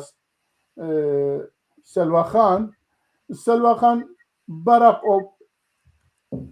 Tom Barak bi Kurtî wiha dibêje kesekî wekî ewkekî monarşiyekî ku xêrxwaz dikare van ev welatê ha ya jî ev xelkê ha ev ewkê ha layıqê wî ne ew dikare wana îdare bike divî dawiya hate gotina wî yê herî dawî ew e cenabê te çi dibêje براستي يعني بشقرتنا تومباراك يا أمريكا يا إسرائيل نهو قسكي جرينجي وك بشكرتنا كرداج هبر يعني هجر لباشور به هجر لباكور به هجر روجالات به جرك قش يعني الفيدك درفتك جبو كرداج قشيه قاوا جو أبرشايا ريزقار به دبقى وقت جبرشي دنرجي يعني إيه بيتر أز بيجم بيشقرتنا كردا جهبره واشتغالية أمريكا جي تومباراك بي أمريكا بي أو جي الجور مصالح حيوان يعني الجور تشي جوان رجركي ويولو بكن يعني نجبو كردا حتى أنا نقول إن كرد سر عرضي خوانه حتى أنا تاني جبو دبيجن جبو يعني قضاء سر يعني تنبونا داعش كرن تاني جبو فياب ام بشتا كردا دقرن حتى انها هشكرنا قوت انه كرد سر عرضي خونا كرد ملتكي يعني جكم دي اب عرضي وانا وقرك بقين ما في خو نقوت ان افتشتايا وباوريام كسكيناي تاني باوريام بريمني كرد تي وسروك مسعود يعني عقلك وقت بيجي حكيمة ام قرك قش لي قداري بكن أو جي اشتغالياوي دناف دولتي يعني رأياوي مهمة وأمجي قوتك خرطن يعني هسه دي قوتك نهندك هو قس كصال تدريب بونه وهجر مظلوم عبدي به هجر إلهام به هجر كش أفكسانا هو قس كي عمري خو دناف ذي حركة يعني بهار تنقرك أو جي زانم بيتشدكن يعني ام باوريام بدولة دناي براستي نب امريكاتي ونب بلكي اسرائيل بيتر يعني باوريام بوانتي جبرقو تخوازن دولة كرد ديمقراط لفي منطقة به جبرقو اذي بيتر فكرة راديكال اسلامي يعني بر تعديد دكل الحمكسي وتخوازن كرد وكرد مجي انساني كرد مجيك ديمقراطي يعني خيرش همه کسی رو خوازه شر نخوازه ما تدر بشر کسکینه کریه وما بشكرتيا حتى ايدج من يامت كنجي مخابن ما بشكرتيا وان ذكر وما حطان هاجج بوان خبات ذكر يعني ما تدر بي ما تنت كرنجي تمجي مجبود جمني خوجي ما خبات كريه ما قلتي بلكي المبنر نوك انسان اما تدر بي المننر نوك انسان وجبو ملتي باكورجي ادبيجم جبو هجر دينكي حقها به هجر خديكي حقها به ام جرك زلمي قبول نكن سر ملتي كرد بس يعني ادبيجم ازولو افشغل يامن جبو ما مستعبد الباقي قلت جبو آلا بيروز براستي از نقنو نبيرمه از بيجم سياسته جبرقو كل هنزان بيتشقس كسي دينجي نامدهنه وانا جي ولو راسا دوي وقتي بالزاد دوي طنقايده يعني قالكي خوشكره جي بكن ازنب فكري رمي جبرقو تدي تمجي ما تقوت قال لك تقوت انه هسه دي نكرد انه هسه دي هيستيوان ايه نظام دجمني ولاتي خودنا نزاج قال لك تقوت اما انا شمرهات خو يعني كرن انه اوانا ولاتي خود خوازن اما الجور مرحله الجور تشجوانتي خوستن او جي فكرن زانم بيتشتكن جرك يعني مروح حمد تشتولو باري وان جران نكه اما اليكاري هر چار پرچه جرك اوا فرصتك درفتك جبو كردا و اف روج اوا بپشت جريك جگشار و ساعتها خوش كلك سباس سلوى خان بله ما مستعل باقي از بس كرت بيجم دبيجا تخوازي كيف و بي يجي كيف و نيجيرا برقو توم برق دبيجا كيف و ورا يجي كيف و نيجيرا دبێژە مۆنارشیەکی مرۆڤ حەز یا ژی خودی خێر ji bo vî welatî baştir e ew dikare îdare bike wekî din tiştekî vê rojhilata navîn da ew nîne bêjin ku bikar be tune pêk bîne tuneye hem mesela Iraqê dibêje û hem jî Rojavayê Kurdistanê û dewletên din jî belkî Ereba jî behsa wan jî dike dibê monarşiya çimkî hemî dewletê Ereba bi monarşî têne îdare kirin dixwazin Sûriye jî û Başûrê Kurdistanê jî belkî wisa dibêje kêfa we bê ya jî neyê divê ava dîtinê min e ez wî dibêjim eva çiqasa li me tê çiqasa li pirsgirêka Rojavayê Kurdistanê û Sûriyê helkirina pirsgirêka Sûriyê tê dixwazim dîtinê te bigirim. بله سپاس براستی توم بارک تشتکی گلکی بارکش دبیجه و اگر اون وگر همی اخافتن نوی او سیگنال که ددمه ام تید ناکن یعنی دما کو روجا کم هات و گو سایکت بی کو نمایه دیما گرک یک تیب بگه انو اف هرمی بی پرچکرن و خارطه کنو بی وگو بیجن نخشکرن اب خود دوی ویدیو یاداوی د مقابله به کانال امریکی ره او سیگنال که دیده عراق ترکیه سوریه اگر هون نکاربن ببن وقت دولت فدرال حقیقی دیمک وقت آندن هیه کرد ایرو رو لباشوری کردستانی او قاصد به ام فدرال بوره لیبلی حکومت مرکزیه بغده او تجاری فدرالی حتی قبول ناکه بنا فدراله لیبلی کردی وقت دبینن اف تعدل واته نما تخوازن بواربن بفدراليا واربن تخوازن دولة اكثر بخواه افيد بيجي ودبيج حقي واي حقي كرد باشور جو ببن دولة اكثر بخواه وسيجنالك دي دان كميرزاد بيدا ما داويد دما جو مزنترين قنصلي امريكي ايرو رول هولير ابكرنن ديمك او قنصليا مزن كارب بيشروجي باليوس خانه بسفارتك اجبو به دولتا نو تازه یا کردستان باشور هر وکی دیجی تشتکی گلکی باکیش بیجی درباری مافی کرد روجاوا دبر وکی حسده جی هریما حسده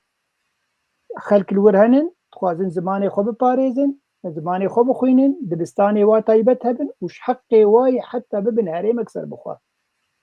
دیمک سیگنال که دیده وگو دیسا بعدکم دیده حکومت شرح یا سوری و دیده عراقی وضد تركيا جي وقت ان ديركت ضد تركيا انه هاي تشتهبه يعني وتشقاسي بيجي اف خلكن هند ناف تد بي ما في خو بيمسا وكركرن اجبر بيهاوي بلاني توم بارك تجاري تشتاج برخوب نابيجي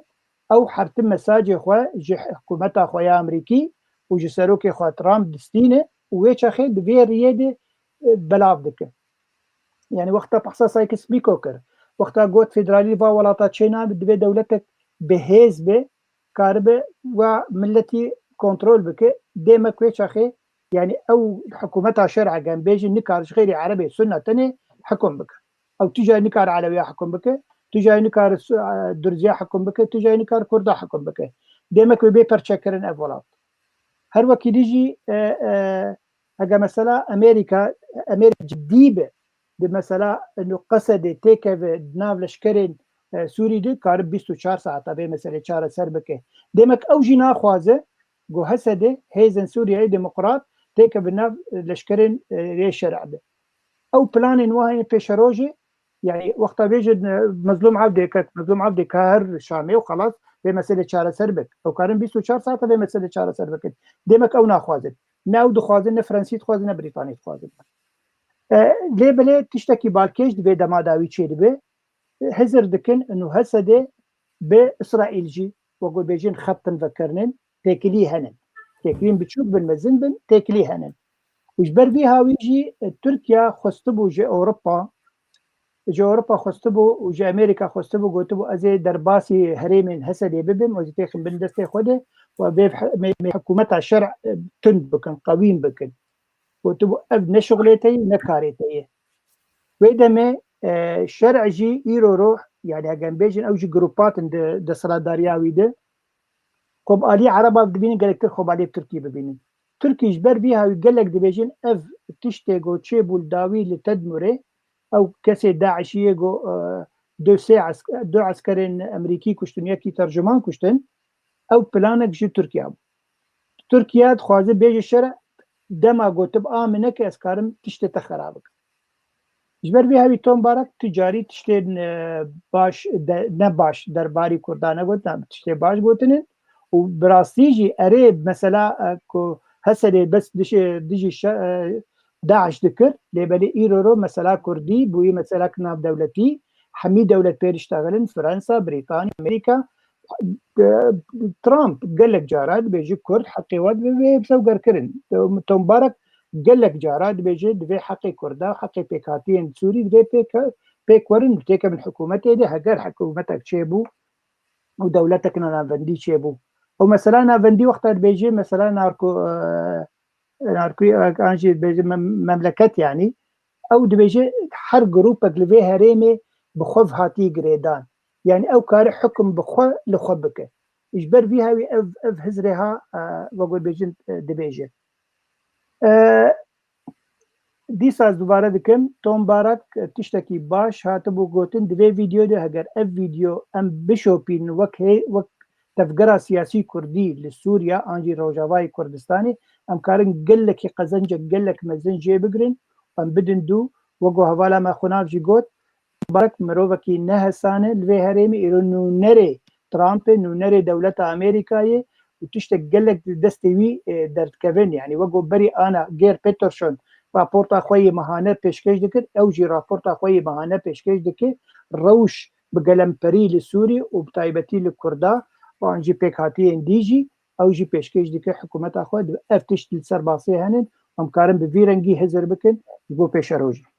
بله ککمر يعني جناب بيجي رجع ولكم توم بارك قوت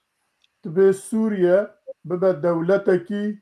يك زمان يك دولت ويك ملات اوك ديتنا امريكا بو وتوم بارك جيوي قوت او شاب كردات تشتك حساب تكريان نت كتكاربي سياسته بس بري وي تشغوت بري وي جو اف سايكس بيكو يا بري نماي دمك ونخشه كانوا شي ببه او دما به مثلا جو يك عرض ويك حرتين دخوازن د سلاداريه الشرع وقول بيجين بباريز وقتها كيف غلطيا كانت غلطيا د سبيكي وقتها لدجي علويا دجي دي بان كك مظلوم عبد يكرم جوار بيمانه ده ادار بيك بكين بو بس سركفتنك جبو الشرع انه اريل فر علوي كشتن دي بلي فايب كردار بيمانه كارد جريدان دما جور درزيا خس اب مساله هاتي قلت كنا دي محمد وطبعا قالك سعودي تشون بفايا مي بيمان مساله ايكونومي ابوري الور درخن بمليار براش تغلي محمد دروبو بس دخوازن بباريزن انه حاجه تشتا خراب كرت ام تشتكي راس جيدك ام تشتكي وي في الهمبري في يعني مثلا هيك يا جو يك بلاط ويك عرض ويك تجاري او خب نباوره او بس بو بارنا شرابو دوي دمرو براستي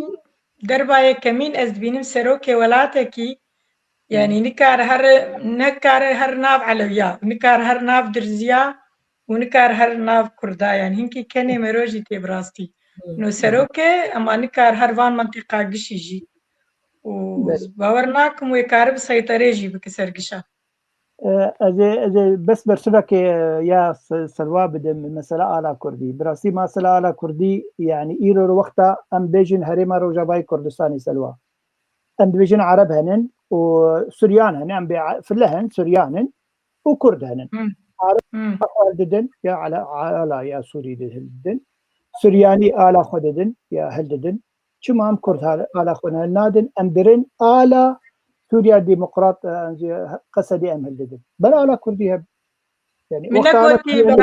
بس بيجي من وقتنا ازولد بيجي عين انا وقتي وي انا ايرو وقتي وي جبر شرع لاوازه شرع ناي هريماته تاخذ هريما خوي تهي زهري قوينه حسابي فا جروب بتشوكنك حسابي افلها وعربي بناف خدنك تيرو خدي بي عرضيه ديروكياتيه ولاتيه تهي زهري قوينه هجماره هري مزنه تشكيب ترسل أنا جاولو ما شجرتنا خرت جحر نعم، شاي برشا لازم بديتنا أنا جي نقاش وينينا چونكي جامبر نوي زعبت تشتاك عن سر نقاش بكين تمام جبوي وقت ما هندك ما يعم مجاري خوا بدومينن ام ورن اوكي خوا مجاري خوا سيا بله كنت بيجي سردانا نونرن يو ان للشامي وبريارا 27 ونوتونه هم دزانن دروجة يعني حشت في ماي دروجة كو إدارة بعث سوريا بشار أسد كو رخابو أو روش هيئة كونسير بريفاني يا يكتيا نتوا سردانا شاميكر و تابعت بشتي جزاي أو كيجي راكنا جزاي سزار عيني أوجي ويروجي بشتي وي جارك دن پشت 6 سالی اف کنسی هیئت خوشان لوی چو شامل درو دوران لگور خواه او که عقله که هشمندیه که جبا خواه چکر و پاشه جوی چو و لوید البت بعثا او که جی بریارا 27 نوتو نهجی تکرن براستی از باور دکم که تماشا پرانیا تماشاوان ما او بریارا 27 نوتونه باش بزن بنجی باش نزانن از خوازم هم برسف بدن یکی جه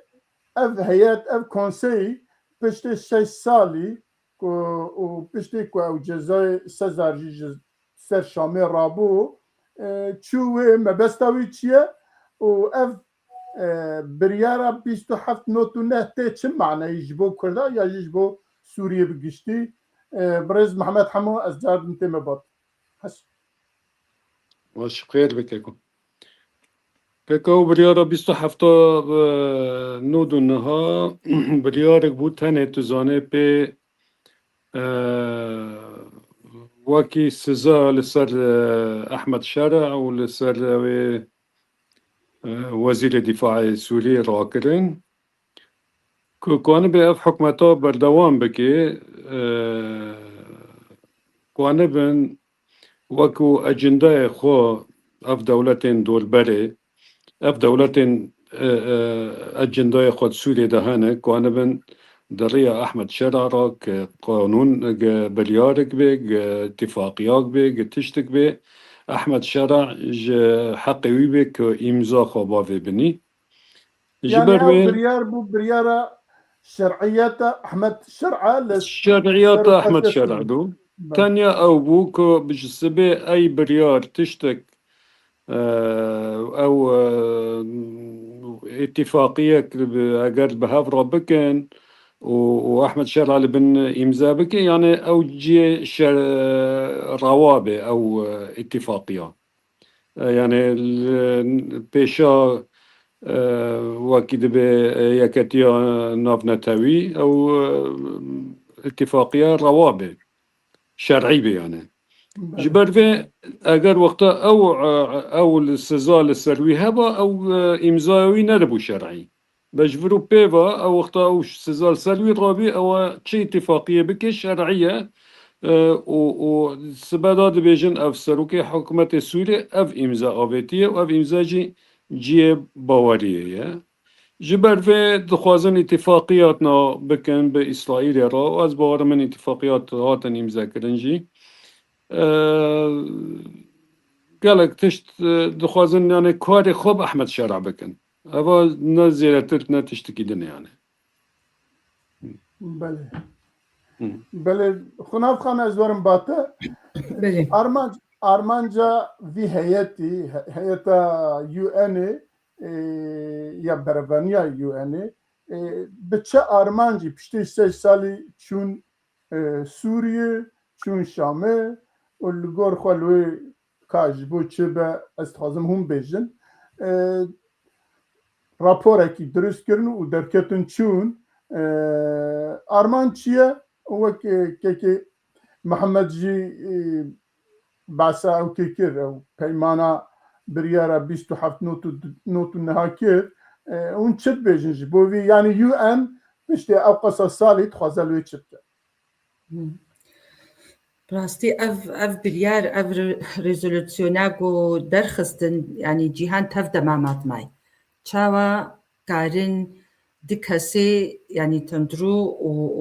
وشكارة داعش وزنداني امريكا دمابو ورن فيسا زاي سرواراكن وبخنا شرعياتي دا او وزيري نافيتشو انس هردو ايفجا وزيري هندرو يعني قمروف يعني يكسر بسكني قالوا بچا عقلي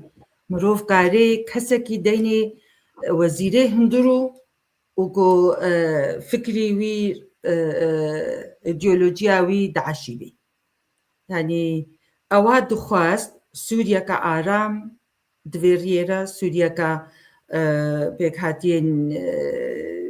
يتدب آرامي بهافرا بجين اواد خواست گو آبوریا سوری باشتر ببه اواد خواست فیرن کرن و خونده گو هزانگی تشت همو پیش وهرن لگلو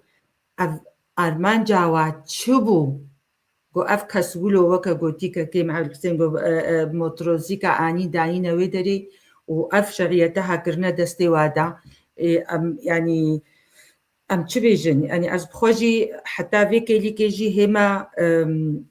يعني چه برجواندي واد فيتشتي دحيا هيجي ام نزان مثلا امريكا تشتك تاني هيا يعني بلا شرع بي وبلا نا روس سوريا دبن يعني اب تشت هيا بلا اسلام بي اللي بلا نا بوتين بي تجمني واي هادي مظن لي مخابين ابنا يعني وي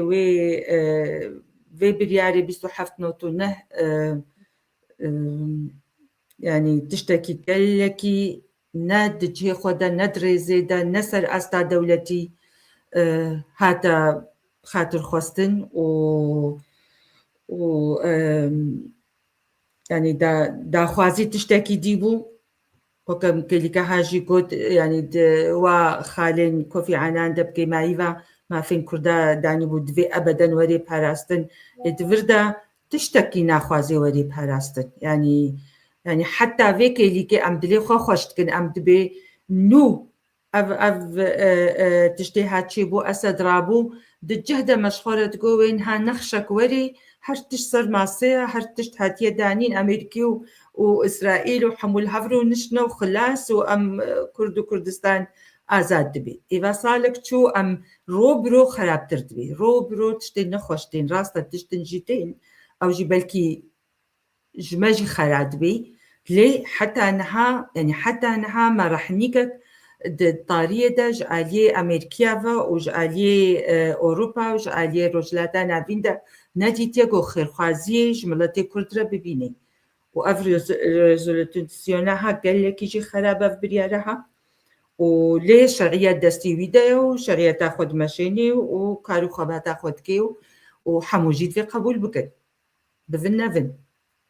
بله جلك سباس از بين با سلوخان السلوخان ام دزانك و اف هيئت اف كونسي ج اندامن يو ان هاتيه البجارتن كو 15 دولتن هر جاري سروکاتیا ویجی جعالی دولت اکیواتی کرن پشت 6 سالی هات سوریه و پشتی که اف جزای ها هات را کرن جزای سزار کد بیجن هات را کرن هات سوریه و لویجی چند روزمان هفدیتنان کرن کلانان گریان و لگور خواه راپور جی چه کرن اتخازم بزنم هدف آوان چیه پشت 6 سالی گلو تخوازم بیجن ولا ایدی سوریه بیا دولت کی وسا جیه کی وسا که هر کس کاره هر و داره و بیاد کاره دولت در و هرن لیبنرن که چه قصد دموکراسیه چه قصد که یاجی چه قصد روخایت وقت بشر دا چه قصد طالان بیاد چه قصد کشتی هنه چه قصد نظام چه هنه تخوازن همون نشان دنیا بکن و جالی کی واجی شرع جی مشروع بکن بناف مشروع او بکن دناف دنیای دا بیجن بنای نها سروککی وهایه و جیگری ویجی وهایه ایدی هر کس کاره هر و هر کس کاره لیکولن که لگور ویژه هر کس کاره ایدی آلی کاری شید که جناب تا چه بیش يعني براستي مرو عجماي دمين وك خوشكا خناف قوت يعني تم أمريكا قابا قو شري أفغانستان ونظام كت كر كيجان دولتا دقو راديكال إسلامست أم شري وان دكن إجا چلو سروكي وان دانين كرن سروكي دولتا كي إجا أرمان جوان جوه چي كس نزاني ياجي امد بيجم جبو چه راديكال إسلامست هرن بين ويدكي جبو جوار وك خفكك جوار داني مثلا أو جي جبوغو بيتر سبب هبق سوري پرچه بكن يعني إجا نظانم از في هاني براسي قل كي تحليلام جير كرت يعني زي ديولو از بله نظام يعني اجبرقو أرمان جوان مرو نظام يعني أرمان جوان سوري جبو سببك بسوري پرچه بكن ياجي جبوغو چه إسلامي هبن جوان خلاص بن بين سوري يعني قال لك بكون وقت حق سباس التجارب قال لك سباس ما مستعل باقي استمع باتا جاركي دن ديسا من سريدا قوت رجاكو حكومة بشار يجي دولة بشار روخية حشتي مها دونزدا او روش هيئتا باراستن يا يكتيا نتوان هاته شامي ولي شامي قالكي لگور خواه لیکولین خواه کرن لگور خواه وکی خواه کرن گریان و باشه جی جوی درکتن چون یک هدف وان آرمانجا وان و کیجا هست هلوست وانا آنویج برکو یکتیا ملت حتنها هنه کیجا مثلا سوریه دور سکنی بو و هر وها بعض او خناف خان بعض کرد 27 نوتونه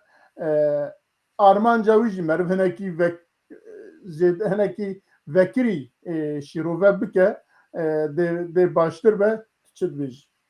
بله براسي دولتين جوهاتن يه دولتين ابنتوي انجي يونايتد نيشن هاتن السوري اجبو شعب ديريه لدسهلاتدارية نو بكن يعني وقت سيستم تشي دولة مثلا ريجيم كاترو خاندن وريجيم كنوهات دامزراندن او بن شعب لهمبري دولة نبدتوي انه اف دسهلاتداري چندي كار بكه چندي كار ولاتي خواه بكه چه آلي كاري جي لازمه چه پین کرن لوردکن نهاتن وقت شعب دير وقت شعب دير جبر بري انا جبري ماني زمان غير بيترشون او نو نري وابو لسوريا حرمه راپورتا خو پیشکشی دولت نبنتوی دکر دکو اف اشتغال سوري چه دبن لهريما هسده لهريما ريجيمه لهريما مثلا يه اپوزيسيونه ايرو رو دي سوينو نركي دينن وبا بحكومته بن شعب بكن وقال لك تيجي خوستنن وقوتين دما شش مهاده دبيت تبا قال لك شرط مرجع واهنن دبيت بيك بينه جي شرع خوستن يك جي او كسن تشكدار يك اجنبيه بيانيه يعني يك هاتنن وك بوك اف كسن تشاتشان او دنافاده دبي وا درخن وجوا خلاص بن ونخن حتى لشكر سوري ده اف يعني اف فايله هانيك يا هري يا كما هاد دوا قولي خريطة ريا ديمقراطيتي شو معناه دبي اف بيكاتين سوريا ونحمي تاخن حكومتي ده تاخن حمي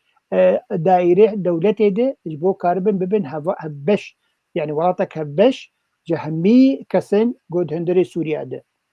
اساسيا دبي تجاري نما بين بيكرن يعني شو بين بيكرن دي تجي على ويا دبي وما في مروفا جي دبي تشيك بن هر وكي جي دبي هريمك او فيج دبيجن دبي هريمك الدنابرة سوريا واسرائيل حتى 6 كيلومتر بكرن بتحديد كرن ودبن شعب ديرية امريكا به جبو اسرائيل بباراستن افجي شرط مرجع كوايه ودبي صارت 2027 هالبجارتين چه ببه هالبجارتين برلماني چه ببن هالبجارتين سروكي چه ببن دبن شعب ديرية دولة نابنتوي يعني اف جي اف شرط مرجع واي وإيرو بيك ورا يعني حكومتها شرع كاتيه براسيجي كاتيه تجاري نامينه وخوا يعني قلب بيه منتاليتي هذا ياد دو دبي هيكليا وزارتها يا برافانيه ويا هندرين دبي همي جنيفر بيساس كرن نبس يك جروبي دبي جنيفر بيساس كرن اف برياري وانن وذاتا بريارة بيستو حفت ناتونه او يعني جديفلا بريارة بيستو دو بينجو شار بريارة بيستو دو بينجو شار دما جوهات بس 2015 وك رژیم بشار الاسد گوتن تو وک طرفك اپوزيسيون وك طرفك دي ونلهف دورونن ونفي ولاتي بهفر آوا بكن ونلهف بكن ونلهف آوا بكن اجبو بيشاروجا سوري خوش ببه وببه ولاتك ديمقراط عيني اف بريار بجبو في هاوية اري نافي الشرع وانس خطاب وزير الهندرين يه لسوريا جبن ليستا تروري درخستن ليه بلي جبو وقو حوالي ديجي قوتن جبو كارابي بكن نجبو رشكا شعبي وكي ديجي بندا حفتاله بندا حفتا چيه دم دديني هر شش ماهي بدين شش ماهي پیشي چند شرط مرجع وان پیکانی اوكي وقتا پیکنانی کار شش ماهي ديجي جرزه ده بكن حتى سال كي 2 سال اگر او پیکنانی کار ديسا وتخن لستا تروري ده و تشتي جو خصن ناب دسي وادج دسي وادرخن تشتك كليفر هي ديسا امريكا جيت خوازه يشرع دخوازه بيري ولاتي تتخوازه ولاتك بتني به يعني يكسروك به يك دولت به يك زما يك نابيتشي خاك به بلا وهابه امكارن بيجي بيجين اوكي وامكارن وكي ديجي هدانا لهندري سوري بيكوري وامكارن نشتر آواجي بكن ليبلي دوی اف بريارة بيستو دو بينجو تشار دوی بيك ور يعني تو وقت ده سالادار وقت بيك هاتيين دي سوري دي حمي بهفره وكاربن بي ولاتي بهفره بيش بخن ووي دميجي امي كاربن او سزين قيصر يقولن امراكن وبراسي انا نرانبون يعني برنجكي داوي رانبويه يروي هر مجلس الشيوخ والور بريارة كي بسينج بردكا غزن جدانن ببن يك كاغذ بيشري هر جم ترامب امزاق وليخ حتى بيراكرن يعني اف جي هيدي السر كاردكن دبين تشندي شرع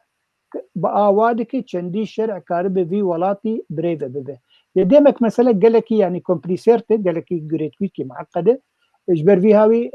اف شرط مرجن ها حميد انين بر واف كوميتا جوهاتي شعب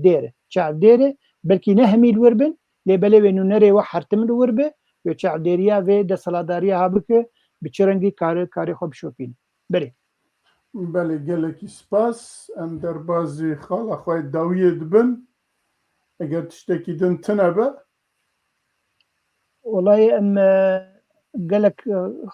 كومنتار هاتيني بسنة كومنتار داوية دبيجي دبلوماسية تحريك يعني دبي انسان ما كرد يعني تفكير سياسي كردي دبي تايبتي بكسل اوروبا دبي ترخيص اخذ يعني كاري خود باش بكن كارب بن دبلوماسي كارب بن تشتن باش يبو بيشروجا سياسي لسوريا بيك ورينن لبلي هوالا ملفر تشتكي باش قوتبو هوالا ما فاطمه كومنتارا والدرنجي كات لبلي دجير بخوينم هوالا ما فاطمه بيجي جدما تفكير سياسيه كردي الكردستان سوريا دهادا مزراندن حتى ايرو روسيا ستا وينهاتي غورتن وهو كي ديجي تيكوشينا وي انجي خباتا وينهاتي غورتن وحتى انا جبت كي ديستكا سياسيه هرمي ويانا دولتيجي تد نغهان خوشت غرك ايرو خو پیش بخن وا غورتين بلز گوچه دبن بگهنه وبيشبو كاربن پیش روژه مافی کرده آنجی تشت نتوی پیک ورین بدست بخن دوی اف روشا ایرو روشا یا نو برنگکی خوشک بی خوندن جبو بگونجه لگور خونن کرده و مافین کرده بله که مرزا بله گلک سپاس در باز خاله خواه داوید بن خاله ما داوی پارتین کردستانی بسر خواه لشامه ده بگهیجن دەستکەفتیان نەتەوەیی بڕاستی وەک دەستگەیەکی ڕاگەاندنە ئێمە جار gelek cara dibihîsin ku pahinekî carna partî û rêxistinên Kurdistanî li Rojavayê Kurdistanê dixwazin biçin ya jî hest dikin ku biçin li Şamê bi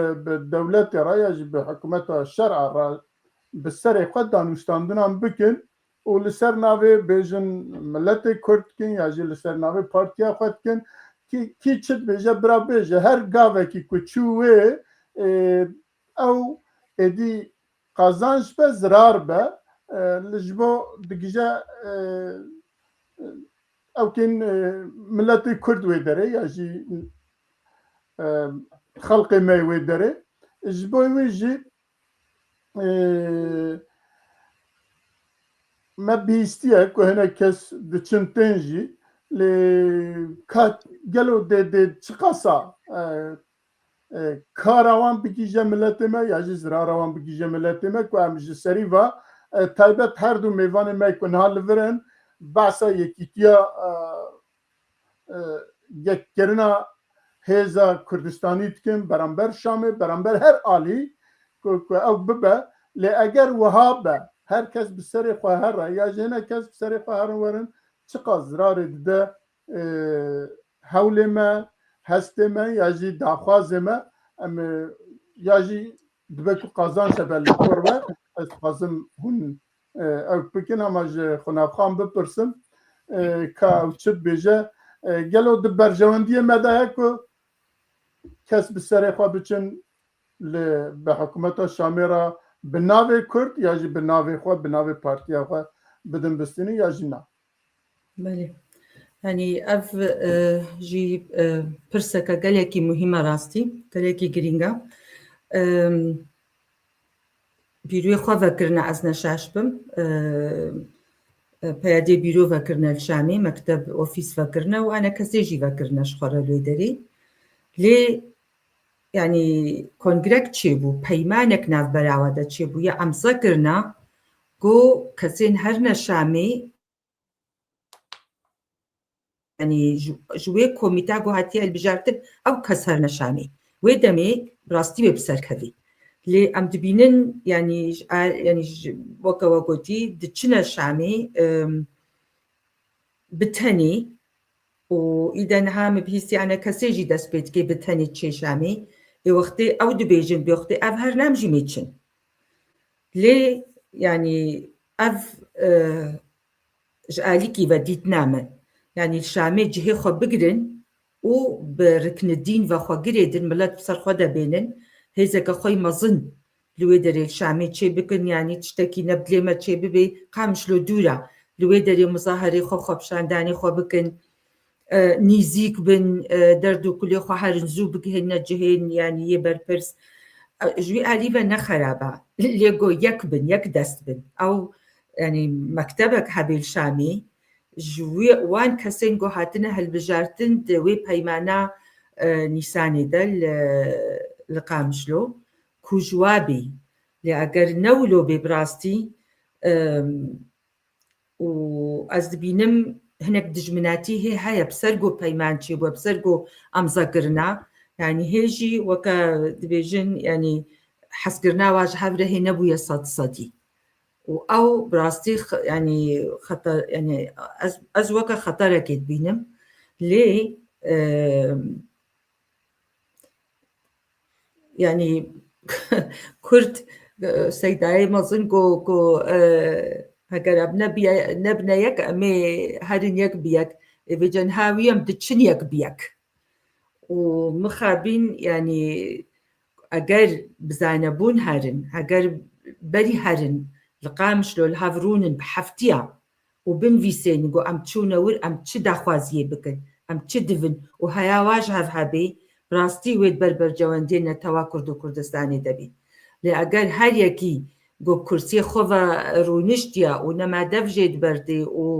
وننو نجي يعني كيف قالك بارتي كيفن بونا نما دفي وقتي نودنا نما يعني سەر سیاسەتا نو یا جیهانیژی بڕاستی نەما سەر وەختن و ئەو گەلێکی خراپە و ئەوێ نەگەلێکی بەربەرجەوەندی تەڤگەرە ڕزگاری خوازا کوردستانی دەبێت لێ ئەس بخۆژی وێ دیتنێت بینم و جەهەکی خۆلشامێ بلادەین چمانە و لێ گۆ درست برێڤەهەری برەنگەکی سەر ئاستەکە بلند سیاسیەتەکە جیهانی بزانەبوون و بە هەڤڕە یعنی شەرع زانبێ کو ئیرۆ سبە خوناف تێجەمە لێ سەلوە قەند زانێ خوناف چژ متخوازی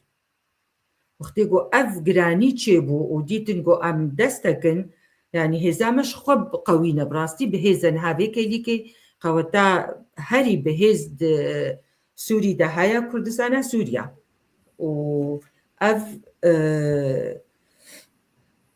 یعنی دە ئالیەوێ هەنە ئالیەکی خەتەریاوێ گەلێکی هەیە یا نەزانیێ و یادی ترژیکێ کۆ هەبێ ئەس باش دبین gelek spas Selvaxan heman pirs bo cenabê te ka tu çi bêjî wek ew me got Kurd bi serê xwe herin Şamê ya jî bi peyman di nav hevda bi peyman biçin ya jî bi soz biçin Şamê ya jî ku bi serê xwe herin dê çi zirarê bigîjin berjewendiyên Kurdî Kurdistanî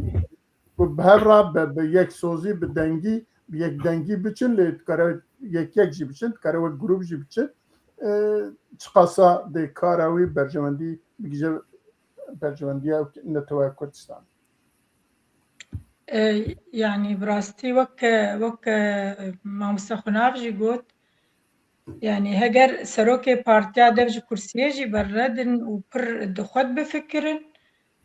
افدر فتاهاني دستي ملت ببن يعني براستي برا دفجي نقرن بس برا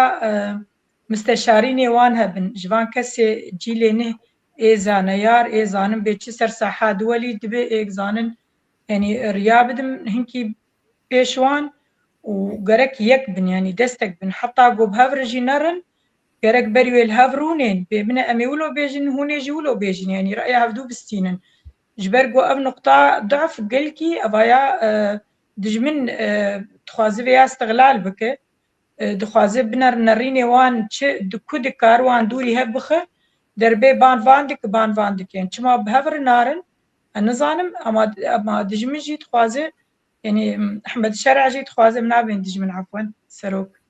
أم دبيجن أحمد الشرع جيت خوازي وان دوري هفخه من أربيتش نقاط ضعف دورتا حرد وجياد هي ويتشلو استغلال بك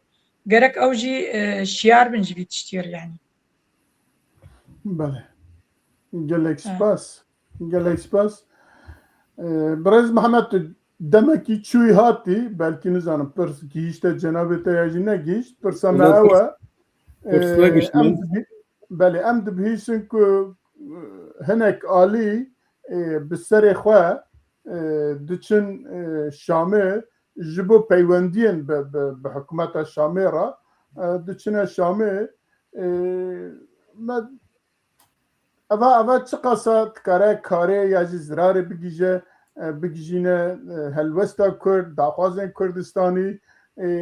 rast e ya jî nerast e divê meriv çi bike cenabê te çi dibêje والله او كاك او بدي يعني او بارتيه ما لسر هفدنا يعني وقتها بهفرنا انا كسنة 16 بارتي بون حفده كمالك يزيدي جي ما عفريني جي بيرانه يعني بون حيجده امكان بيجي او تفدا وكو نكون يعني يعني نج باشوده كردستان بين نكون تشتكي بكن ونلبر تشتكينا او هين حزبك جوا حزبنا وقتها هذا شامين يعني امانا نا حاجتهم وقت خوج الأوري بدن يعني او نا حزبن ونا بناف حزبن بس تشتكي تبع حزبن نا حزبن او نكون تشتكي بك نكون اداره جندكي بك او حزب تدبيجي تدبيجي ما مستقهرتنا قرك تشينا بدوان سروكا ودوان نافان بارتيا والله بنردن يعني اگر جو قراني کاری چه نبید و مسئله دا کاری ساک مزنه یک دناف تفگر آمای کردی دا لسوری چه کسی کانبن تشتکی بکن و چه کسی کانبن یعنی وقت بی مؤثر بن لصاحة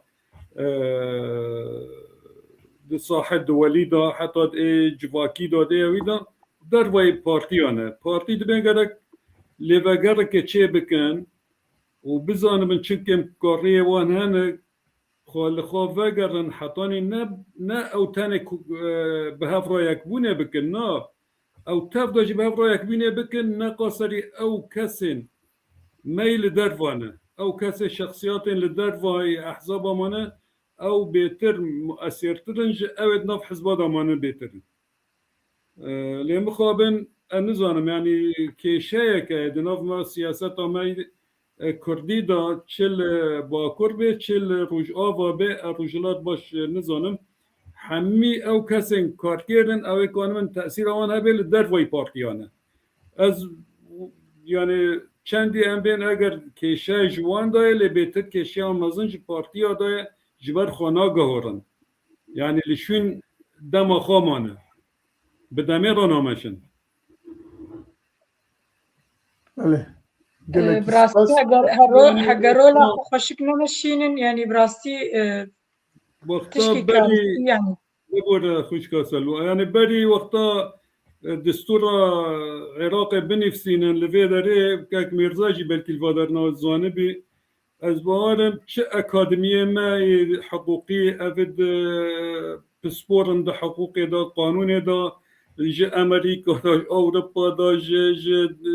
درادا حمو دعوت کرن لوی داره بروجار رونشتن لهفدران نقاش کرن مال جلال کاک مسعود به هفران نقاش کرن بواجباتی را نقاش کردن اما چاولاف بکن چاو دستور دینن چاو فلان بکن حتی کنین حتی اینها چه انا کسی بیان چی پیاده به حتی اینها بان کسی که سر بخواه کردن وره بابا اما چه بکن بشامه را چاولاف ده بکن نه من نبیستیه نظامش دبین خوابه یا تید پارتیاوان ده بیا کسی تا گودارینک پارتی وانجی خدمت میکنن از مبادی به ملکی نیوسانجی یکی ج پارتینا روزانه سر تلویزیونا گوتنه مزن و سرقابون و فلان دکرن روزا که از لما طعمه که هم راست افدی هاتن جا وقت خوارنجی او چهار کسوین از پنجه میگوتو میوانه ما ایشف از پنجه بوم جا گوتنه گلک مزن دکرن مجی گوت که وین خویای حزبه و پر مزنه يعني پشتك وپر بقوتها وين في داخوازي مازن دكنده واني يعني وقت برقصي وان سري خدا برگوه من قلت را دوه مگو گو بشرفه من ام افچار کسانه و پشتا من شکسی ام بپینج بن مگو چما گو ام چارن ام که هفته بخونین ام بپینج بن ام چه بکن ام احزابه منه مالی گلکی سپاس وقت ما زیده نما از بین با مامۆستا عەبدولباقی مامۆستا عەبدولباقی تژی وەک من ئاگاهداری دەمەکە ئەنێکی ئالی دخوازن بسەرێ خوا بچن بە شامێرە هەفدیتنا بکەن یاژی بچن لێ سیاست بکەن بچن ئێدی نزانم کا چ دخوازن چووناوان یەک و یەک و بێ هایاوان ji hev bê peyman bê levkirin bê ku ew bibe bi rastî rast e çi zirarê wî heye çi kara wî heye meriv dikare çi bêje biçin yan neçin tu çi dibêjî ابخوا نراسته اجبر وگو بجن خطا جوت جگای پیره خطا خوار جگای پیره دماغو حسد بتنا خدشو ام بيجن وعد ام مسألة عسكرية مناقشة لكن ما جو اوكي بيشتري ريفابريا خسر بخور برين جو مسألة خدمية مناقشة كم هنديزيكي مسألة كردي نبونه باشر مسد بخور برين مسد مجلس سوريا الديمقراطي يعني انجمن الديمقراطية السوري عرب جي بخور برين یا حرتم متقوت يعني متقلق جارا مد سيرفي منبري قلت هي مقوت تما مظلوم عبدي دري وقال لك انسان بخورد به يكيش انا كسيجي بب يجبر هون مسألة كيشا كردي مناقشة دكن وإنما مسألة عسكري وخدمي تاني بكارتين يجبر فيها أنا كسي ديت قو بيشتي بيمانا 26 ماه نيساني هاتي أقول بيجين بيشت قوه كرن يجبر فيها وي أوجد خوازي إيرورو ناج موجودم ملت بمرايب قالك بارتيهم قالك بارتين دي وجود عمجي هبه يعني خويا يسر بيه مسألة أوجد ليزد وحتى يكا جهبالا ريبابريا خسر برنجكي تند كوهجر أنا كسي هرب الشرع روني أم قبولناك باشا شو ما تقبلناك وقتها تضرب ببارودني وتك أنا كسي بيش جهدك يعني جرك إيرورو يعني براسي كردي ما تفكر سياسي كردي بحردو هي زي الخوا لهفدو باشرونين وقهبالي محمد حمو قوت مرجعي كيتشيكن ليفا كيتشيكن وليفا جرك خشكو تند وحمي بيك دنجي بيك هالوستي هرن شامي نحر يك بتنا خل جور برجواندية بارتية خون ام برجواندين هيزي خوا يعني تشكي قالك إشاجة جبلي ولو بارتيك جي بارتية أنا كسي يا جنابي أورتية شو بتنا خب بوزارة أجدر بيا سوي رونشت وأفقالتك قالك مزنة أنا كسي رونشتنا كر وبيانك بيدر خست وجيرا جوتن سيجنالك داني قوتي قبول ناكن يك بتنا خوا هرب بدي حكومتي روني تشتي هاري كان باخ يك جنك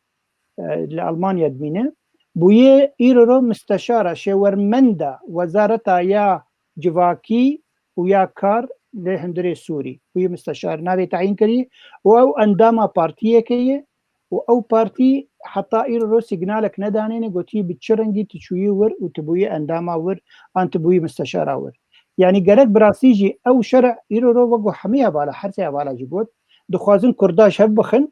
اگر کارکی الفر بدنت وزارتك الفر بدنت چند اندام تبكن برلمانتي الفر يجبو دنگ كرد نيك دنگ به او حيث الوسطى وايجبو كيش باقي دقيقة ما مايا برزامبيا تمام الوسطى وايجبو كيشا كردي لاواز به او داخوازي خوي مزن يتند نخوازن بريم وقت ما نما سليمان انا موظفين يعني 7 اولاد كنت سورة منن يرى وقت ما نما بود 2 ساعات ما تمام بو تمام بد بهم بيشيكو 2 ساعات تمام بد بهم بقرن مالاوا افا از قالك سباسي ودكم هن هر بخير هاتنا وهيفيتكم جارك دن دو جاردن ام هف جاردن ببينن وحتى برنامج دن وسباس بو اوزانكو افا 2 ساعات اللي بشت درد مادكشنه هر واسباز بوان تماشواني كل 2 ساعات بمرانه حتى جارك دن ونتب من خير خوشيه دار واتريوا شباب دكابري خاطر بخوازي كي وبيروز باهيش قالك تشتار ريك بيروز باهي كي جا حفتي وسي سال تامزراندنا تفقرا جنا كرد عفرتان كردستانا باشور بيروز دكن ام بيروز دكن ما بيروز ساعات خوش بيروز شباب بمين خوش بمين قد خوش سباش بو ان شاء الله يبيدك سباش بو حميد